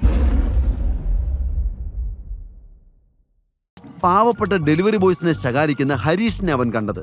ഹരീഷ് താഴത്തെ നിലയിലായിരുന്നതിനാൽ അവിടെ നടന്നതൊന്നും അവൻ അറിഞ്ഞിട്ടില്ല. അഭിനവ് താഴേക്ക് ഇറങ്ങിച്ചെന്നു. ഹരീഷിനടുത്ത് എത്തിയതും അഭിനവന്റെ കൈ അവന്റെ കരണത്ത് പതിച്ചു. താഴെ വീണുപോയ ഹരീഷ് ചാടി എഴുന്നേറ്റു. ഉടനെ തന്നെ 2ാമത്തെ അടിയും വീണു. ഉടുപ്പിൽ കുത്തിപ്പിടിച്ച് എഴുന്നേൽപ്പിച്ച് അഭിനവ് ഹരീഷിനെ ചുമരിൽ ചാരി വെച്ചു. ഇനി എന്നെ തല്ലരുത്, നമ്മൾ പണ്ട് ഒരുമിച്ച് പഠിച്ചതൊക്കെ നീ മറന്നുപോയോ? ഹരീഷ് വെപ്രാളത്തോടെ പറഞ്ഞു. എടാ, ഇപ്പം നിനക്കെല്ലാം ഓർമ്മയുണ്ടല്ലേ? എന്റെ ജോലിയും പോയി, കടം വെച്ചിട്ട് പോകുന്ന പരിപാടി എനിക്കില്ല. അതാ എല്ലാം തന്നേക്കാന്ന് വിചാരിച്ചത്. ഇനി മേലാൽ കീഴുദ്യോഗസ്ഥന്മാരോട് മര്യാദയില്ലാതെ പെരുമാറിയെന്ന് ഞാൻ കേട്ടാൽ പിന്നെ നിനക്ക് ഈ തലയുണ്ടാവില്ല, കേട്ടോടാ. അഭിനവ് പറയുന്നത് കേട്ട് ഹരീഷ് ഭയന്ന് വിറച്ചു. അബിയുടെ പിടി അയഞ്ഞപ്പോൾ അവൻ തന്റെ ടൈ നേരെയാക്കി. ആരെങ്കിലും ശ്രദ്ധിക്കുന്നുണ്ടോ എന്ന് നോക്കിയ ശേഷം ജാളിത മറച്ചുവെച്ച് ഒന്നും സംഭവിക്കാത്ത പോലെ ഹരീഷ് പറഞ്ഞു, ഓക്കെ അഭിനവ്, അപ്പൊ എല്ലാം പറഞ്ഞതുപോലെ ഓൾ ദി ബെസ്റ്റ്, നമുക്ക് കാണാം. ഇതുകൊണ്ടൊന്നും ഹരീഷ് നന്നാവില്ലെന്ന് അബിക്ക് അറിയായിരുന്നു. എന്നാലും അത്രയെങ്കിലും ചെയ്യാതെ പോയാൽ ശരിയാവില്ലെന്ന് അവന് തോന്നി. ഓഫീസിൽ നിന്ന് പുറത്തേക്ക് ഇറങ്ങിയപ്പോൾ തന്നെ അവന്റെ ഫോണിലേക്ക് ഒരു അൺനോൺ നമ്പറിൽ നിന്നൊരു കോള് വന്നു. അഭിനവ് ഫോൺ അറ്റൻഡ് ചെയ്തു. ടൈഗർ. ഫോണിലൂടെ അങ്ങനെ കേട്ടതും അഭിനവിന്റെ ചുണ്ടിൽ മനോഹരമായൊരു ചിരി വിടർന്നു. ഹായ് വിക്രമങ്കിൽ, അഭിനവ് വിളിച്ചു. മോനെ, ഞാൻ വിളിച്ചതൊരു പ്രധാനപ്പെട്ട കാര്യം പറയാനാ. ഇന്ന് വൈകിട്ട് നീ ഹോട്ടൽ സഫേറയിലേക്ക് വരണം. ഒരാളെ പരിചയപ്പെടുത്തി തരാം. MK ഗ്രൂപ്പിന് വളരെ വേണ്ടപ്പെട്ട ആളാ. പിന്നെ എന്റെയും നിന്റെ അച്ഛന്റെയും ഒക്കെ ഉറ്റ സുഹൃത്താണ്. മിസ്റ്റർ ബൽറാം. അദ്ദേഹത്തിന്റെ ബിസിനസ്സുകൾക്ക് നമ്മൾ ഫണ്ട് ചെയ്യുന്നുണ്ട്. ടൈഗർ തിരിച്ചു വന്നത് അദ്ദേഹം കൂടി അറിയണം. അതുകൊണ്ട് നീ വരണം. ലൊക്കേഷൻ ഞാൻ അയക്കാം, വിക്രം പറഞ്ഞു. ബൽറാം എന്ന് പേര് കേട്ടപ്പോൾ അഭിനവ് ഒന്ന് ഞെട്ടി. ആ പേര് കൊച്ചിയിൽ ആർക്കാണ് അറിയാത്തത്? എല്ലാവരും ഭയപ്പെടുകയും ബഹുമാനിക്കുകയും ചെയ്യുന്ന ഒരാളെ താൻ കാണാൻ പോവുകയാണെന്നറിഞ്ഞപ്പോൾ അഭിനവന് അത്ഭുതം തോന്നി. അതിലുപരി ബൽറാമിനെ പോലുള്ള ഒരാളുടെ ബോസാണ് താനെന്ന തിരിച്ചറിവ് അക്ഷരാർത്ഥത്തിൽ അവനെ ഞെട്ടിച്ചു. അപ്പോഴേക്കും വിക്രമിന്റെ ഫോണിൽ നിന്നും അവന്റെ ആദ്യ ബിസിനസ് മീറ്റിനുള്ള ലൊക്കേഷൻ ഒരു മെസ്സേജായി വന്നു കഴിഞ്ഞിരുന്നു. ചോദ്യങ്ങൾ അവന്റെ മനസ്സിൽ കുമിഞ്ഞുകൂടി. അഭിനവ് ഫോൺ എടുത്ത് ഒരിക്കൽ കൂടി വിക്രമിനെ വിളിച്ചു. എന്താ മോനെ? വിക്രം ചോദിച്ചു. അങ്കിൾ, ഞാൻ ബൽറാം സാറിനെ നേരിട്ട് കാണുന്ന നിർബന്ധമാണ്. എനിക്ക് ഇത്രയും വലിയ ആളുകളെ ഡീൽ ചെയ്തുള്ള പരിചയമില്ല, അഭിനവ് പറഞ്ഞു. മോനെ, ബൽറാം സാറല്ല, ബൽറാം, അങ്ങനെ വേണം വിളിക്കാൻ. നീ ഇപ്പൊ വെറും അഭിനവല്ല, യു ആർ അവർ ടൈഗർ. നിന്നെയാ എല്ലാവരും ബഹുമാനിക്കേണ്ടത്. So be brave. നമുക്ക് വൈകുന്നേരം കാണാം. ഇത്രയും പറഞ്ഞ് വിക്രം ഫോൺ കട്ട് ചെയ്തു. വിക്രമന്റെ വാക്കുകൾ കേട്ടപ്പോൾ അഭിനവന്റെ ആത്മവിശ്വാസം വർദ്ധിച്ചു. അവൻ നേരെ തന്റെ വീട്ടിലേക്ക് തിരിച്ചു. വീട്ടിലെത്തിയതും അവൻ ഒരു പിസ്സ ഓർഡർ ചെയ്ത് നേരെ കിടക്കയിലേക്ക് വീണു. ഈ മുറിയിൽ അത്രയും സമാധാനത്തോടെ ഇതിനു മുമ്പ് അവൻ കിടന്നിട്ടില്ലെന്ന് അവന് തോന്നി. ജീവിതം ഇതുവരെ ഒരു ചോദ്യചിഹ്നമായി നിൽക്കുകയായിരുന്നു. ഇതുപോലെ എന്തെങ്കിലും കഴിക്കണമെങ്കിൽ വൈകുന്നേരം വരെ പണിയെടുക്കണമായിരുന്നു. സമാധാനമില്ലാത്ത നാളുകൾ അവസാനിച്ചു എന്ന് അഭിനവ് കരുതി. പക്ഷേ ടൈഗറിനെ തേടി വരാൻ പോകുന്ന അപകടങ്ങൾ എന്തൊക്കെയാണെന്ന് അവൻ അറിയില്ലായിരുന്നു. Sir, delivery. അല്പനേരം ചിന്തിച്ചു കിടന്നപ്പോഴാണ് പുറത്തുനിന്ന് ഒരു ചെറുപ്പക്കാരന്റെ ശബ്ദം കേട്ടത്. അവൻ പുറത്തേക്ക് വന്നു. ഒറ്റ നോട്ടത്തിൽ തന്നെ ആ ഡെലിവറി ബോയ് ഒരു സ്റ്റുഡന്റ് ആണെന്ന് അവന് മനസ്സിലായി. അബി തന്നെയാണ് അയാളിൽ കണ്ടത്. പുഞ്ചിരിയോടെ അവൻ പണം കൊടുത്ത് ആ പിസ്സ വാങ്ങി. സാറേ, 500 രൂപയാ ബില്ല്, ഇത് കൂടുതലുണ്ടല്ലോ, ഡെലിവറി ബോയ് പറഞ്ഞു. അവൻ ബാക്കി അഭിനവിന്റെ നേരെ നീട്ടി. വെച്ചോടാ, എന്റെ ഒരു സന്തോഷത്തിനാന്ന് വിചാരിച്ചാൽ മതി, അഭിനവ് പറഞ്ഞു. ആദ്യമായിട്ടാണ് ഒരു കസ്റ്റമർ സ്വന്തം കൂട്ടുകാരനെ പോലെ പെരുമാറുന്നതെന്ന് ആ ഡെലിവറി ബോയ് ഓർത്തു. താങ്ക് യു സാർ, ദിവസം മുഴുവൻ ഓടിയാല ഇത്രയൊക്കെ പൈസ കിട്ടുന്നത്, അവൻ പറഞ്ഞു. നീ വല്ലതും കഴിച്ചോ? ഇല്ലേ നമുക്ക് ഷെയർ ചെയ്യാം. അവന്റെ അവസ്ഥ ശരിക്കും അറിയാവുന്നത് കൊണ്ട് തന്നെയാണ് അബി അങ്ങനെ ചോദിച്ചത്. വേണ്ട സാർ, എനിക്ക് വേറൊരു ഓർഡർ കൂടിയുണ്ട് എന്ന് നന്ദിപൂർവ്വം പറഞ്ഞ ശേഷം ഡെലിവറി ബോയ് ഇറങ്ങി. അഭിനവ് വൈഷ്ണവയെ പറ്റി ഓർത്തു. ഈ ചെറിയ വീട്ടിലേക്ക് അവളെ കൊണ്ടുവരാൻ പറ്റില്ല എന്ന് തോന്നിയതുകൊണ്ടാണ് അത്യാവശ്യം സൗകര്യമുള്ള മറ്റൊരു വാടക വീട് അവൻ അന്വേഷിച്ചത്. അഡ്വാൻസ് കൊടുക്കാനുള്ള പണം ഉണ്ടാക്കാൻ വേണ്ടി ഒരുപാട് അലഞ്ഞു. എല്ലാ ആഗ്രഹങ്ങളും ഉള്ളിലൊതുക്കി കിട്ടുന്ന ഓരോ രൂപയും ഉറും പരിമണി ശേഖരിക്കുന്നത് പോലെ അവൻ കൂട്ടിവെച്ചു. എന്നിട്ടോ പണം കണ്ടപ്പോ അവൾ വേറൊരുത്തന്റെ പിന്നാലെ പോയി. അഭിനവിന് വല്ലാത്ത വിഷമം തോന്നി. അർഹതയില്ലാത്ത ആർക്കു വേണ്ടിയും ഇനി തന്റെ ജീവിതം വേസ്റ്റ് ആക്കില്ല എന്നവൻ തീരുമാനിച്ചു. വീട്ടിലേക്ക് വരുന്ന വഴിയിൽ വൈകുന്നേരത്തെ മീറ്റിംഗിന് പോകാനായി ഒരു ഗ്രേ കളർ ഷർട്ടും ബ്ലാക്ക് പാന്റും അവൻ വാങ്ങിവെച്ചിരുന്നു. വൈകിട്ട് വിക്രം പറഞ്ഞ സമയത്ത് തന്നെ അവൻ ആ ലൊക്കേഷനിലെത്തി. ഹോട്ടൽ സഫയർ പുറത്തുനിന്ന് കണ്ടതും അഭിനവ് ആകെ അത്ഭുതപ്പെട്ടു. ഇത്രയും വലിയൊരു ഹോട്ടൽ അടുത്തുനിന്ന് കാണാൻ പോലുമുള്ള അർഹത അവൻ ഇതുവരെ ഇല്ലായിരുന്നു. അഭിനവ് ഒരു ദീർഘശ്വാസം എടുത്തുകൊണ്ട് ഹോട്ടലിനുള്ളിലേക്ക് കടന്നു. ഏയ്! അവൻ അകത്തേക്ക് കടന്നതും പുറകിൽ നിന്നൊരു ശബ്ദം കേട്ടു. ഒരു സെക്യൂരിറ്റി ഓഫീസർ അവന്റെ നേരെ ഓടി വരുന്നത് അവൻ കണ്ടു. എങ്ങോട്ടാണോ ഈ തള്ളി കയറി പോകുന്നേ? സെക്യൂരിറ്റി ഓഫീസർ ദേഷ്യത്തോടെ ചോദിച്ചു. ചേട്ടാ, എനിക്കിവിടെ ഒരു മീറ്റിംഗ് ഉണ്ട്, അഭിനവ് മറുപടി പറഞ്ഞു. അത് കേട്ടതും അവനെ അടിമുടിയൊന്ന് നോക്കിയിട്ട് സെക്യൂരിറ്റി ഓഫീസർ ഉറക്കെ ചിരിച്ചു. മീറ്റിംഗോ? നിനക്കോ? ഈ വേഷത്തിലാണോ മീറ്റിംഗ്? മോനെ, തമാശ കളിക്കാതെ പോ, അകത്തേക്കൊന്നും പോകാൻ പറ്റില്ല, അയാൾ പറഞ്ഞു. ഈ വേഷത്തിന് എന്താ ഏട്ടാ പ്രശ്നം? എന്റെ ഗസ്റ്റ് അകത്ത് വെയിറ്റ് ചെയ്യുന്നുണ്ടാവും, നിങ്ങൾ സമയം വെറുതെ കളയല്ലേ, അഭിനവ് പരിഭ്രമത്തോടെ സെക്യൂരിറ്റി ഓഫീസറോട് പറഞ്ഞു. എന്നാൽ അവനെ കണ്ടിട്ട് അത്തരമൊരു ഹോട്ടലിൽ ഒരു ബിസിനസ് മീറ്റിന് വന്നയാളെപ്പോലെ അയാൾക്ക് തോന്നിയില്ല. വലിയ വലിയ ബിസിനസ്സുകാർ മാത്രമാണ് അത്രയും വലിയ ഹോട്ടലിൽ ഡിസ്കഷൻ നടത്താറുള്ളത്. എല്ലാവർക്കും ബ്രാൻഡഡ് സൂട്ടും മറ്റും ഒക്കെ ഉണ്ടാകും. നോക്ക്, നിന്നെ പോലുള്ളവരെ എനിക്ക് നന്നായിട്ട് അറിയാം. ഇതുപോലെയുള്ള സ്ഥലങ്ങളിൽ വലിഞ്ഞു കയറി വന്ന് പ്രശ്നങ്ങൾ ഉണ്ടാക്കലല്ല നിന്റെയൊക്കെ ഹോബി. അതെന്തായാലും ഇവിടെ നടക്കില്ല. മര്യാദയ്ക്ക് പോകാൻ നോക്ക്. സെക്യൂരിറ്റി ഓഫീസർ പറഞ്ഞു. ചേട്ടാ ഞാനൊന്ന് പറഞ്ഞോട്ടെ, എന്റെ പേര് ഇവിടുത്തെ ഗസ്റ്റ് ലിസ്റ്റ് കാണും, നിങ്ങൾ അതൊന്ന് നോക്ക്. വേഷം നോക്കിയാണോ നിങ്ങൾ ആളെ ഇളക്കുന്നത്? അഭിനവ് ചോദിച്ചു. എടാ കൊച്ചനെ, തോന്നും പോലെ കയറി ഇറങ്ങാൻ ഈ ഹോട്ടലിൽ നിന്റെ അച്ഛന്റെ വകയൊന്നും അല്ല, വെറുതെ അടി മേടിക്കാതെ പോ, സെക്യൂരിറ്റി ഓഫീസർ പറഞ്ഞു. അവിടെ വെച്ചൊരു പ്രശ്നമുണ്ടാക്കിയ ആളുകളുടെ ശ്രദ്ധ അവിടേക്ക് തിരിക്കാൻ അബി ആഗ്രഹിച്ചില്ല. അബി ഉടനെ തന്നെ ഫോൺ എടുത്ത് വിക്രമിനെ വിളിച്ചു.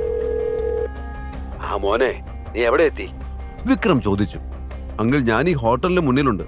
നമ്മുടെ റൂം നമ്പർ എത്രയെന്ന് പറ, ഞാൻ അങ്ങോട്ട് വരാം, അഭിനവ് പറഞ്ഞു. അത് കേട്ടപ്പോൾ വിക്രം ഒന്ന് ചിരിച്ചു. മോനെ, ഈ ഹോട്ടൽ തന്നെ നമ്മുടെയാ, ഇവിടെ നമുക്ക് ബുക്ക് ചെയ്യേണ്ട ആവശ്യമൊന്നുമില്ല.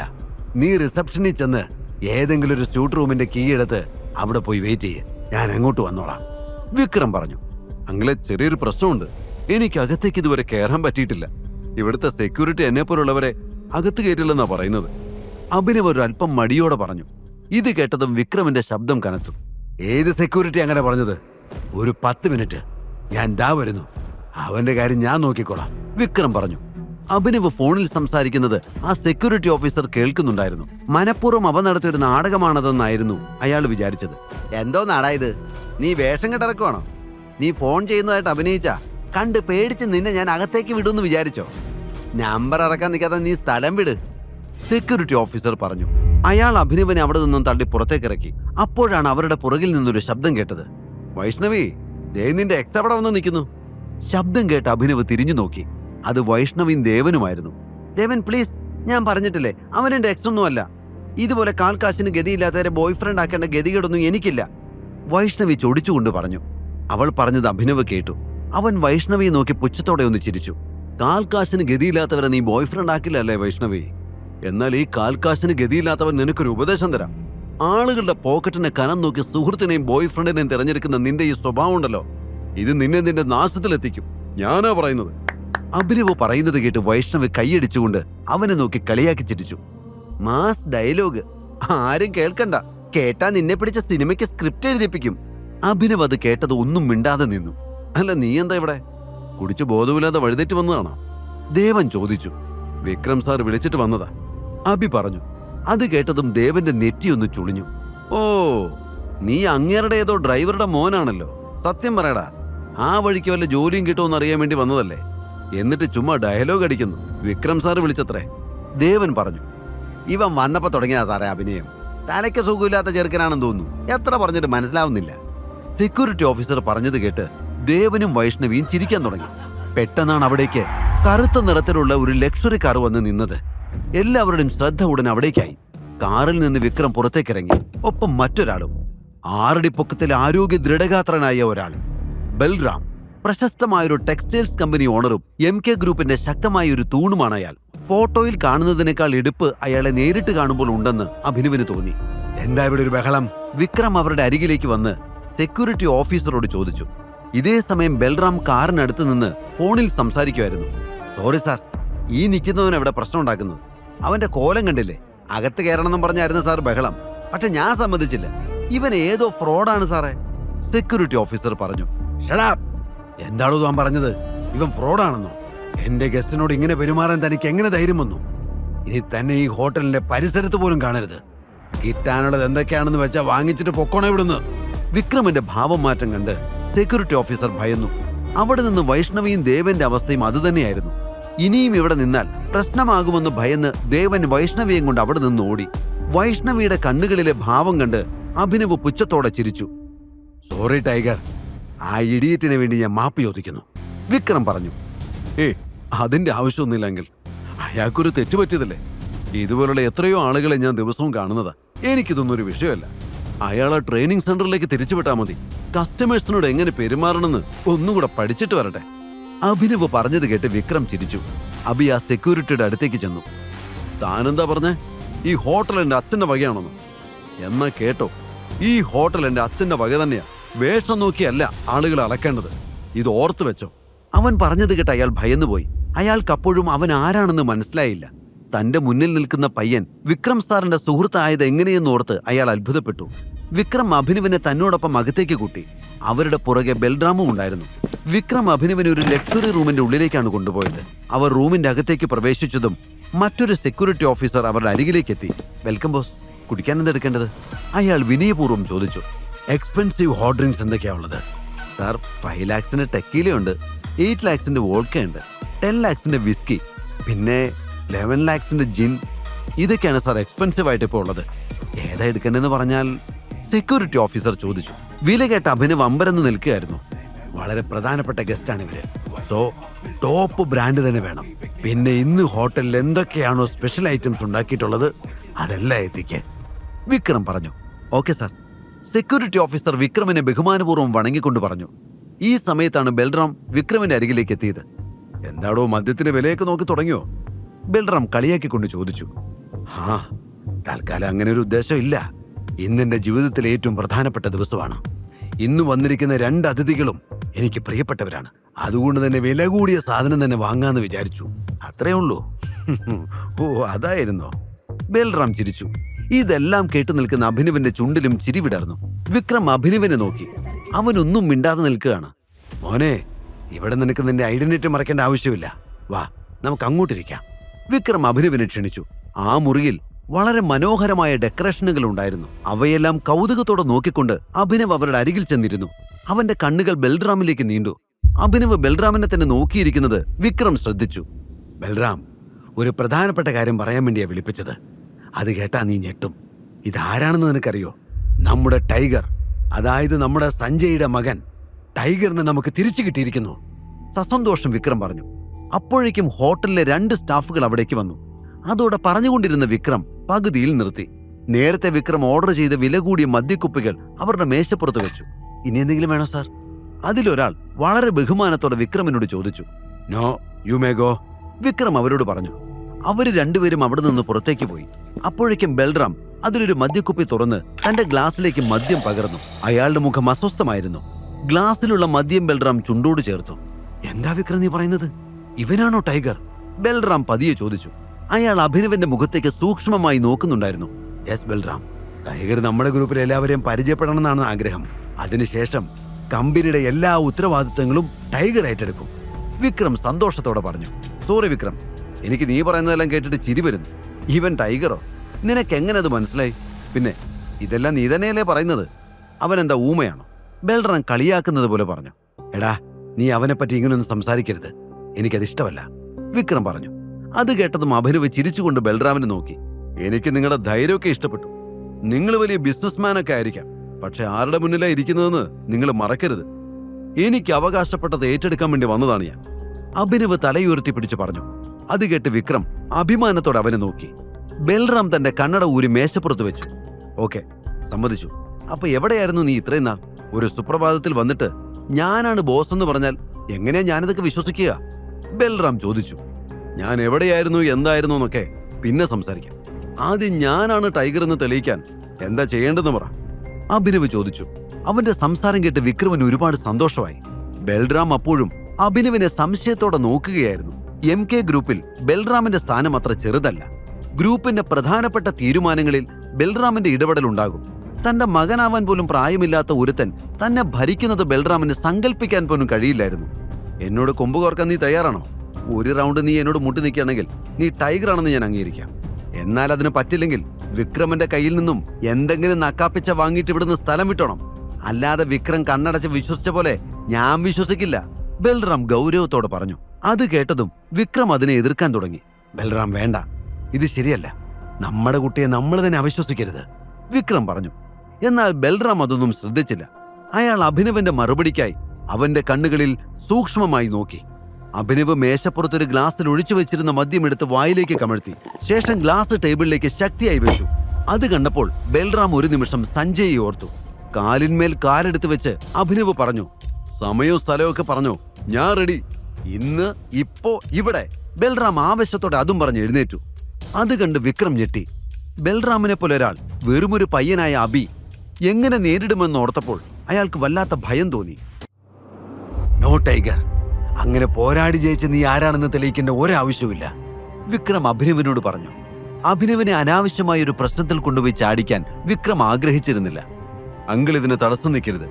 ഇന്ന് ബൽറാമിനുണ്ടായ സംശയം നാളെ വേറെ ആർക്കെങ്കിലും ഉണ്ടാവാം. തുടക്കത്തിൽ തന്നെ ഇതൊക്കെ പരിഹരിച്ച് മുന്നോട്ട് പോകുന്നതാണ് നല്ലത്. അഭിനവ് ബൽറാമിന്റെ മുഖത്തേക്ക് രൂക്ഷമായി നോക്കിക്കൊണ്ട് പറഞ്ഞു. സഞ്ജയുടെ അതേ ഗൗരവമാണ് ബൽറാം അപ്പോൾ അവനിൽ കണ്ടത്. വളരെ ചെറുപ്പം മുതൽ തന്നെ സഞ്ജയ് മകനെ കിക്ക് ബോക്സിംഗ് പരിശീലിപ്പിച്ചിരുന്നു എന്ന് ബൽറാമിനറിയാം. സഞ്ജയുടെ മകനാണെങ്കിൽ അവൻ ഉറപ്പായും പരിശീലനം തുടരും. 5 വയസ്സുകൊണ്ട് കിക്ക് ബോക്സിംഗിന്റെ ബാലപാഠങ്ങൾ യഥാർത്ഥ ടൈഗർ പഠിച്ചിട്ടുണ്ട്. പോരാടി തുടങ്ങുമ്പോൾ തന്നെ അത് ടൈഗർ ആണോ അല്ലയോ എന്ന് തിരിച്ചറിയാൻ കഴിയും. അതുകൊണ്ടാണ് അവനുമായി അങ്ങനെ ഒരു മത്സരം നടത്താമെന്ന് ബൽറാം തീരുമാനിച്ചത്. എന്നാൽ കിക്ക് ബോക്സിംഗ് ചാമ്പ്യനായ ബൽറാമുമായി പിടിച്ചു നിൽക്കാൻ അബിക്ക് കഴിയില്ല എന്നാണ് വിക്രം കരുതിയത്. എന്നിട്ടും എന്തിനാണ് അവൻ ഇതിന് സമ്മതിച്ചതെന്ന് വിക്രമിന് മനസ്സിലായില്ല. പിന്നീട് ഇനി എല്ലാം വരുന്നിടത്ത് വെച്ച് കാണാമെന്ന് വിക്രമൻ തീരുമാനിച്ചു. വൈകാതെ ബൽറാമും അബിയും വിക്രമും ഒരു പ്രൈവറ്റ് അരീനയിലെത്തി. അവിടെ മറ്റാരും ഉണ്ടായിരുന്നില്ല. ബൽറാം വല്ലാത്ത ആവേശത്തോടെ തന്റെ കോട്ട് അഴിച്ചു മാറ്റി ഒരു വശത്തേക്ക് എറിഞ്ഞു. ശേഷം ഷർട്ടിന്റെ സ്ലീവ് മടക്കി ഉയർത്തിവെച്ച് വില കൂടിയ വാച്ച് കയ്യിൽ നിന്ന് അഴിച്ചു മാറ്റി. ഇതെല്ലാം ചെയ്യുമ്പോഴും ബൽറാമിന്റെ കണ്ണുകൾ അഭിനവിൽ തന്നെയായിരുന്നു. അഭിനവും തയ്യാറാവുകയായിരുന്നു. അവൻ തന്റെ സ്ലീവ് മടക്കി വെച്ചു. ബൽറാം അഭിനവിന്റെ അരികിലേക്ക് നടന്നു വന്നു. രക്ഷപ്പെടാൻ ഒരു ചാൻസ് കൂടി തരാം, നന്നായി ആലോചിച്ചിട്ട് വന്നാ മതി. കിക്ക് ബോക്സിംഗിൽ ഞാൻ ഇതുവരെ തോറ്റിട്ടില്ല, ചത്തുപോകും നീ, ബൽറാം പറഞ്ഞു. ഇത് കേട്ടതും ടൈഗർ ചിരിച്ചു. തോൽക്കാത്തത് നിങ്ങൾ ഇതുവരെ എന്നോട് മുട്ടാത്തത് കൊണ്ടാണ് ബൽറാം. ഞാൻ ടൈഗർ, സഞ്ജയുടെ മകനാണ്. അഭിനവ് അതേ ഭാഷയിൽ മറുപടി പറഞ്ഞു. അത് കേട്ട് ബൽറാം അഹങ്കാരത്തോടെ ചിരിച്ചു. അതിനുശേഷം വിക്രമിന്റെ നേരെ തിരിഞ്ഞു. വിക്രം, നീ ആർക്ക് വേണ്ടി വെറ്റുവെക്കും? എനിക്കോ അതോ ഇവനോ? എന്റെ ടൈഗർ ഉള്ളപ്പോ ഞാൻ എന്തിനാ വേറൊരാൾക്ക് വേണ്ടി വെറ്റുവെക്കുന്നേ? വിക്രം ചോദിച്ചു. അത് കേട്ടതും ബൽറാമിന് ആവേശം കൂടി. നീ ഇതിന് പശ്ചാത്തപിക്കും വിക്രം. എന്റെ മുന്നിൽ നിന്ന് നീ നാണം കെടും. പിന്നെ കർച്ചീഫ് കൊണ്ട് മുഖം മറച്ചു പോകേണ്ടി വരും. അയാളെ കളിയാക്കിക്കൊണ്ട് ബൽറാം റിങ്ങിലേക്ക് പ്രവേശിച്ചു. അഭിനവും കയറുകൾക്കിടയിലൂടെ റിങ്ങിനുള്ളിൽ കയറി. അഭിനവ് ബൽറാമിനെ നോക്കി. നല്ല ഉയരവും അതിനൊത്ത തടിയുമുള്ള ആരോഗ്യവാനായ അയാളെ ശക്തി കൊണ്ട് അത്ര എളുപ്പത്തിൽ തോൽപ്പിക്കാൻ കഴിയില്ല. അഭിനവ് അതിനാൽ മനസ്സിൽ ചിലത് കണക്കുകൂട്ടി. വൈകാതെ ഇരുവരും തമ്മിൽ പോരാട്ടം ആരംഭിച്ചു. ബൽറാം അലറി വിളിച്ചുകൊണ്ട് അഭിനവിന്റെ നേരെ ഓടി. അയാൾ മുഷ്ടി ചുരുട്ടി അവനെ ഇടിച്ചു. ആദ്യത്തെ ആക്രമണമായതുകൊണ്ട് അഭിനവ് ഒന്ന് സ്തംഭിച്ചുപോയി. അഭിനവിന് ബൽറാമിനെ കണ്ടപ്പോൾ കലി കയറിയ ആനെ പോലെ തോന്നി. ബൽറാം വീണ്ടും അഭിനവിന്റെ മുഖം ലക്ഷ്യമാക്കി ഇടിക്കാൻ ശ്രമിച്ചു. എന്നാൽ അയാളുടെ മുഷ്ടി അഭിനവിന്റെ മൂക്ക് തകർക്കുന്നതിന് മുൻപ് തന്നെ അവൻ ഒഴിഞ്ഞു മാറി. ബൽറാമിന്റെ മുഖത്ത് അപ്പോഴും ഒരു ചിരി ഉണ്ടായിരുന്നു. അഭിനവിന്റെ മുഖത്ത് ഗൗരവവും. അനാഥാലയത്തിലായിരുന്ന സമയത്ത് അവിടുത്തെ സീനിയർ കുട്ടികൾ കൊച്ചുകുട്ടികളുടെ കയ്യിലെ വസ്തുക്കൾ പിടിച്ചു വാങ്ങുമായിരുന്നു. ചെറിയ കുട്ടികളെല്ലാം സഹിക്കാറാണ് പതിവ്. ഒരിക്കൽ അഭിനവും അങ്ങനൊരു പ്രശ്നം നേരിട്ടു. അന്ന് ആ വലിയ കുട്ടി അബിയുടെ കവിളിൽ ആഞ്ഞടിച്ചു. അടിയേറ്റ് കുഞ്ഞബി നിലത്ത് വീണു. താടാ നിന്റെ മോതിരം, നിനക്കെന്തിനാ അത്? അവനെ ആക്രമിച്ച കുട്ടി അലറി. കവിൾ പൊത്തിപ്പിടിച്ച് നിശബ്ദമായി അബി കരഞ്ഞു. ആ വലിയ കുട്ടി അവന്റെ കയ്യിൽ നിന്നും ആ മോതിരം പിടിച്ചു വാങ്ങാൻ തുടങ്ങി. അബി കണ്ണുകൾ ഇറുക്കി അടച്ചു. അച്ഛന്റെ ശബ്ദം അപ്പോൾ ആ കുഞ്ഞബിയുടെ കാതുകളിൽ മുഴങ്ങുന്നുണ്ടായിരുന്നു. ചിലപ്പോ എനിമീസ് നമ്മളെക്കാൾ പവർഫുൾ ആയിരിക്കും, പക്ഷെ സ്പീഡ് കൊണ്ട് നമുക്ക് അവരെ തോൽപ്പിക്കാൻ പറ്റും. അൺഎക്സ്പെക്റ്റഡ് ആയിട്ട് അവരുടെ വീക്ക് പോയിന്റ് നോക്കി തന്നെ കൊടുക്കണം. ഒറ്റ കിക്കിൽ ആള് നോക്കൌട്ട്. തിരിച്ചടിക്കണോ വേണ്ടയോ എന്ന് തീരുമാനിക്കാൻ അഭിനവിന് കൂടുതൽ ആലോചിക്കേണ്ടി വന്നില്ല. അടുത്ത നിമിഷം അവന്റെ ചുരുട്ടിയ കൈ സീനിയർ പയ്യന്റെ താടി തകർത്തു. അവൻ ബോധരഹിതനായി വീണുപോയി. അതുപോലെയൊന്ന് ബൽറാമിനും കിട്ടി. അപ്രതീക്ഷിതമായ നീക്കമായതുകൊണ്ട് ബൽറാം പതറിപ്പോയി. കണ്ണുകൾ തെളിഞ്ഞു വന്നപ്പോൾ അയാൾ അബിയെ അവിശ്വസനീയമായി ഒന്ന് നോക്കി. ബൽറാം വീണ്ടും ആക്രമിക്കാനെടുത്തു. എന്നാൽ അബി ബൽറാമിന്റെ നെഞ്ചിൽ ചവിട്ടി. അയാൾ ബാലൻസ് തെറ്റി റിങ്ങിൽ മലർന്നു വീണു. അനാഥാലയത്തിലെ അന്നത്തെ സംഭവത്തോടെ കുഞ്ഞബി കുട്ടികളുടെ ഇടയിലെ സ്റ്റാറായി. പക്ഷെ ആ സ്ഥാപനത്തിന്റെ മേലധികാരി അവനെ ശിക്ഷിച്ചു. അവന്റെ മേൽ നിയന്ത്രണങ്ങൾ വീണു. മുതിർന്നവരെല്ലാവരും അവനെ ശകാരിക്കാൻ തുടങ്ങി, ഒരാളൊഴികെ. ദൂരെ ഒരിടത്ത് മാറിയിരുന്ന് കരയുന്ന അബിയുടെ അരികിലേക്ക് അയാൾ എത്തി. മോനെ, ആരാ കിക്ക് ബോക്സിംഗ് പഠിപ്പിച്ചത്? അയാൾ ചോദിച്ചു. അച്ഛൻ, വിതിമ്പിക്കൊണ്ട് അവൻ പറഞ്ഞു. അച്ഛനെ പറ്റി പറഞ്ഞപ്പോൾ അവന്റെ കണ്ണുകൾ നിറഞ്ഞത് അയാൾ കണ്ടു. അയാളുടെ മനസ്സും വേദനിച്ചു. മോന് കിക്ക് ബോക്സിംഗ് അത്രയ്ക്ക് ഇഷ്ടമാണോ? അവൻ മൂളി. എന്നാ പിന്നെ ബാക്കി ഞാൻ പറഞ്ഞു തരാട്ടോ. അപ്പോഴാണ് അബി മുഖമുയർത്തി അയാളെ നോക്കിയത്. അന്നവന്റെ കണ്ണുകളിൽ തെളിഞ്ഞ അതേ തീ തന്നെയാണ് അബിയിൽ ഇപ്പോൾ ഉണ്ടായിരിക്കുന്നത്. ഒരു കൈകൊണ്ട് അബി ബൽറാമിന്റെ ആക്രമണത്തെ തടയുകയും മറുകൈ കൊണ്ട് തുടരെ ലിവർ പഞ്ചുകൾ കൊടുക്കുകയും ചെയ്തു. അതോടെ ബൽറാം അവശനായി റിങ്ങിലിരുന്നു. ഗെയിമിൽ അബി ആധിപത്യം സ്ഥാപിച്ചു കഴിഞ്ഞുവെന്ന് ബൽറാമിന് മനസ്സിലായി. എങ്കിലും തോൽവി സമ്മതിക്കാൻ അയാൾക്ക് മനസ്സ് വന്നില്ല. ബൽറാം, തോറ്റെന്ന് സമ്മതിച്ചേക്ക്, ഞാൻ ആരോടും പറയില്ല. ഒരു തൂവാലെടുത്തു മറച്ച് നൈസായിട്ട് ഇറങ്ങിക്കോ, വിക്രം പറഞ്ഞു. ബൽറാം ദേഷ്യത്തോടെ എഴുന്നേറ്റു. അയാൾ ഒന്നിനു പുറകെ ഒന്നായി അഭിനവനെ ഇടിക്കാൻ തുടങ്ങി. ചടുലമായ ഫുട് വർക്ക് കൊണ്ട് അബി ഒഴിഞ്ഞു മാറിക്കൊണ്ടേയിരുന്നു. കൈകൾ ചേർത്ത് വെച്ച് അവൻ ബൽറാമിന്റെ പഞ്ചുകൾ തടഞ്ഞു. ബൽറാം തളർന്നു എന്ന് കണ്ടപ്പോൾ അബി തന്റെ വലത് കൈകൊണ്ട് അയാളുടെ മുഖത്തൊരു ഫാൾസ് പഞ്ച് കൊടുത്തു. അതോടെ ബൽറാമിന്റെ ശ്രദ്ധ മാറി. അയാൾ ആ കിക്ക് തടയാനായി കൈ ഉയർത്തി. ആ സമയത്ത് അബി തിരിഞ്ഞു തന്റെ വലത് കാലുകൊണ്ട് അതിശക്തമായൊരു ലിവർ കിക്ക് കൂടി കൊടുത്തു. ബൽറാം ഒരു നിമിഷം മരവിച്ചു നിന്നു. അതിനുശേഷം താഴെ വീണ് വേദന കൊണ്ട് പുളഞ്ഞു. അയാൾ ശ്വാസമെടുക്കാൻ ബുദ്ധിമുട്ടി. അഭിനവ് വിക്രമനെ നോക്കി. ബൽറാം നോക്ക്, എന്റെ സഞ്ജയുടെ മകനാണെന്ന് അവൻ തെളിയിച്ചിരിക്കുന്നു. വിക്രം ഉറക്കെ വിളിച്ചു പറഞ്ഞു. ബൽറാമിന് നല്ല പരിക്ക് പറ്റിയിട്ടുണ്ടെന്ന് അവന് മനസ്സിലായി.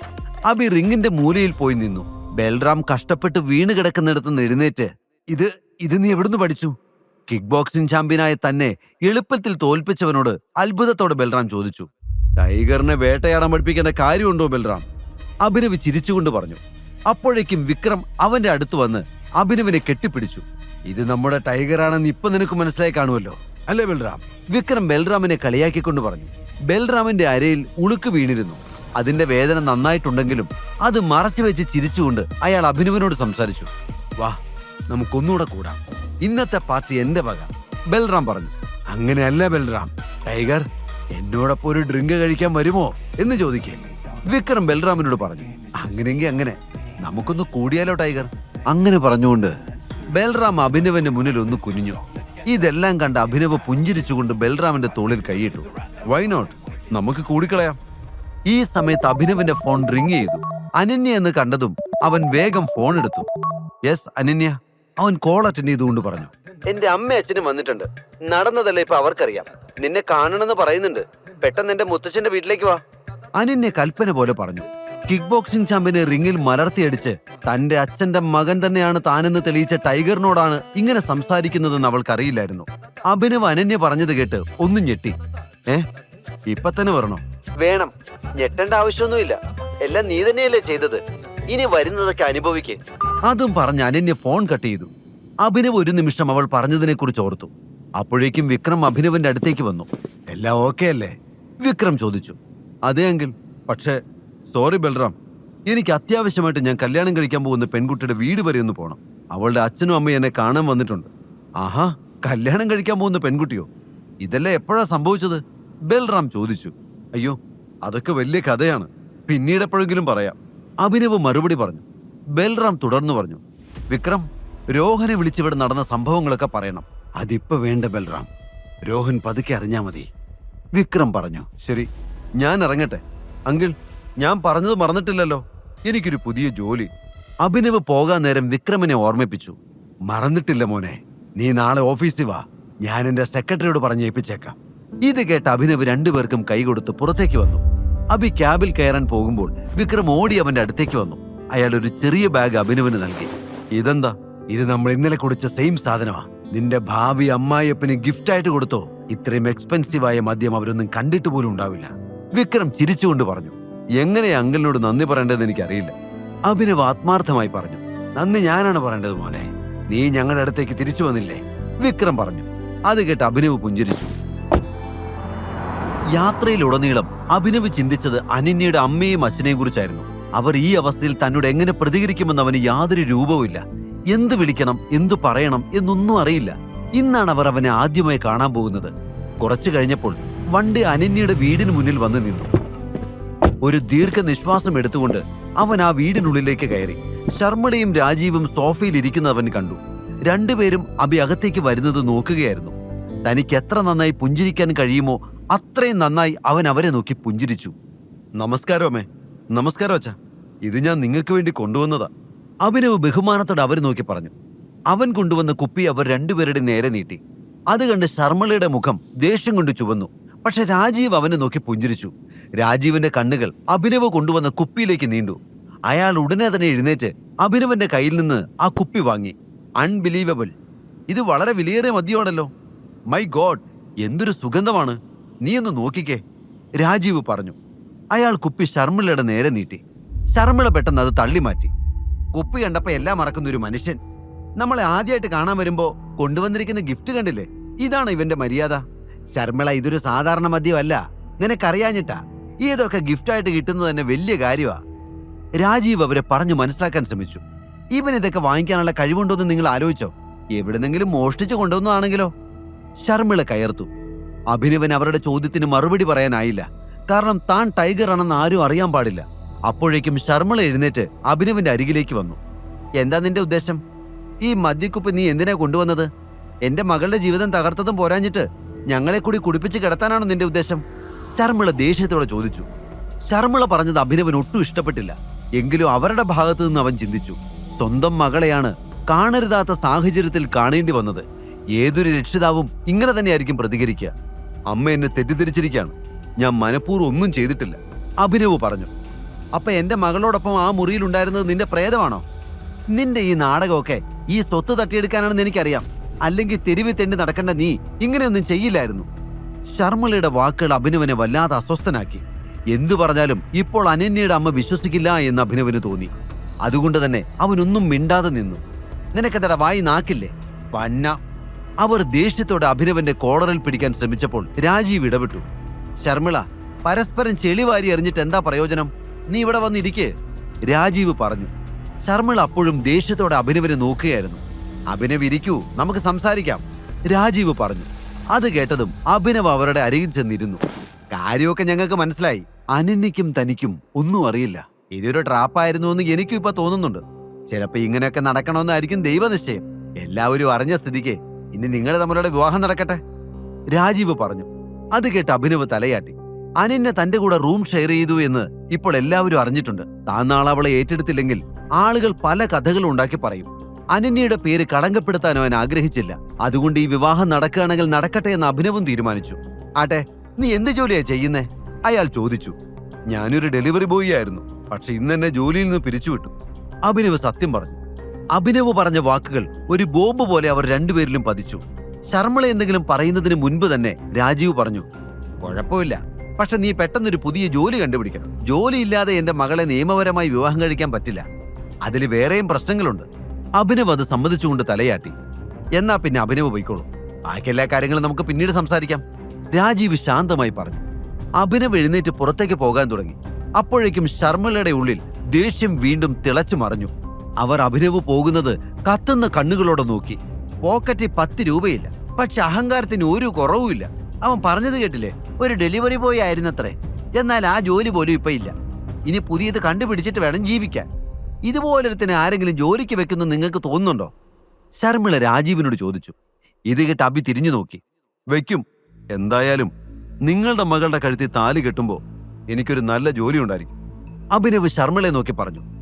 ഉണ്ടാവും, കളക്ടർ ഉദ്യോഗം തന്നെ നിനക്ക് കിട്ടും, ശർമിള കളിയാക്കി. ഇത് കേട്ടതും രാജീവ് എഴുന്നേറ്റ് അഭിനവന്റെ അരികിലേക്ക് ചെന്നു. എനിക്ക് നിന്റെ കോൺഫിഡൻസ് ഇഷ്ടമായി. ആത്മവിശ്വാസം കൊണ്ട് എന്തും നേടിയെടുക്കാൻ കഴിയുമെന്നാണ് ഞാൻ വിശ്വസിക്കുന്നത്. യാതൊരു ബുദ്ധിമുട്ടും അറിയിക്കാതാണ് ഞാൻ എന്റെ മോളെ വളർത്തിയത്. നിന്റെ കയ്യിലേക്ക് ഏൽപ്പിക്കുമ്പോഴും അവളെ ആ രീതിയിൽ നോക്കാൻ നീ പ്രാപ്തനായിരിക്കണം. വേറെ ഒന്നും എനിക്കൊരു പ്രശ്നമല്ല, രാജീവ് പറഞ്ഞു. ഇത് കേട്ട് അഭിനവന്റെ മുഖത്ത് വലിയൊരു പുഞ്ചിരി വിരിഞ്ഞു. ശർമിളയും രാജീവും അവിടെ നിന്ന് അകത്തേക്ക് പോയി. നേരം ഒരുപാട് വൈകിയിരുന്നു. ഈ സമയത്ത് തനിക്ക് വീട്ടിലേക്ക് പോകാൻ യാതൊരു വാഹനവും കിട്ടില്ല എന്ന് അഭിനവൻ അറിയാമായിരുന്നു. അതിനാൽ അനന്യയോട് സംസാരിച്ചിട്ട് അന്ന് അവിടെ കഴിയാമെന്ന് അവൻ തീരുമാനിച്ചു. അങ്ങനെ അഭിനവ് ആ വലിയ വീട്ടിൽ അനന്യയുടെ റൂം തിരഞ്ഞ് കണ്ടുപിടിച്ചു. എന്നിട്ട് അവൻ വാതിലിൽ മുട്ടി.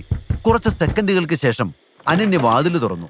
ഡാർലിംഗ്, നേരെ ഒരുപാട് വൈകി, ഇപ്പൊ എനിക്ക് തിരിച്ചു പോകാൻ പറ്റില്ല. ഇന്നൊരു രാത്രി ഞാൻ നിന്റെ കൂടെ റൂമിൽ അഡ്ജസ്റ്റ് ചെയ്തോട്ടെ, കളിയായി പറഞ്ഞുകൊണ്ട് അഭി അകത്തേക്ക് കയറാൻ ശ്രമിച്ചു. അനന്യ അവന്റെ മുന്നിൽ വാതിലടച്ചു. പക്ഷെ അഭിനവ് തന്റെ കാല് വെച്ച് വാതിലടയുന്നത് തടഞ്ഞു.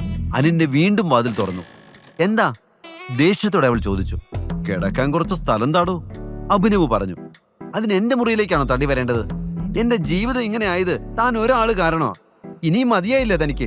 മര്യാദയ്ക്ക് ഇവിടുന്ന് പോകാൻ നോക്ക്, ഇല്ലെങ്കിൽ തന്റെ കാല് 2 കഷ്ണമാക്കും ഞാൻ, അവൾ വാതിലടയ്ക്കാൻ ശ്രമിച്ചുകൊണ്ട് പറഞ്ഞു. അഭിനവ് തന്റെ കാൽ മാറ്റി.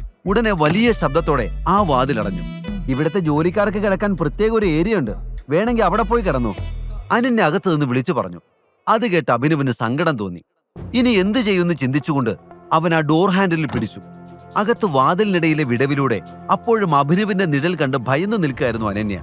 ഇത്രയുമായിട്ട് അവൻ പോകാത്തത് എന്താണെന്ന് അവൾ ചിന്തിച്ചു. മേശപ്പുറത്തിരിക്കുന്ന കത്രിക എടുത്ത് അവൾ എന്തിനും തയ്യാറായി നിന്നു. അഭിനവ് എന്താണ് ചെയ്യാൻ പോകുന്നത്? അനന്യയുടെ പ്രതികരണം എന്തായിരിക്കും? ഈ വീട്ടിൽ അഭിനവിന് എപ്പോഴെങ്കിലും ബഹുമാനം ലഭിക്കുമോ? അനന്യയുടെ വീട്ടുകാർ അഭിനവന്റെ യഥാർത്ഥ വ്യക്തിത്വം തിരിച്ചറിയുമ്പോൾ എന്താവും സംഭവിക്കുക? ഈ കഥ തുടർന്ന് കേൾക്കുന്നതിനായി ഇപ്പോൾ തന്നെ പോക്കറ്റ് FM ആപ്പ് ഇൻസ്റ്റാൾ ചെയ്യൂ. Link in description.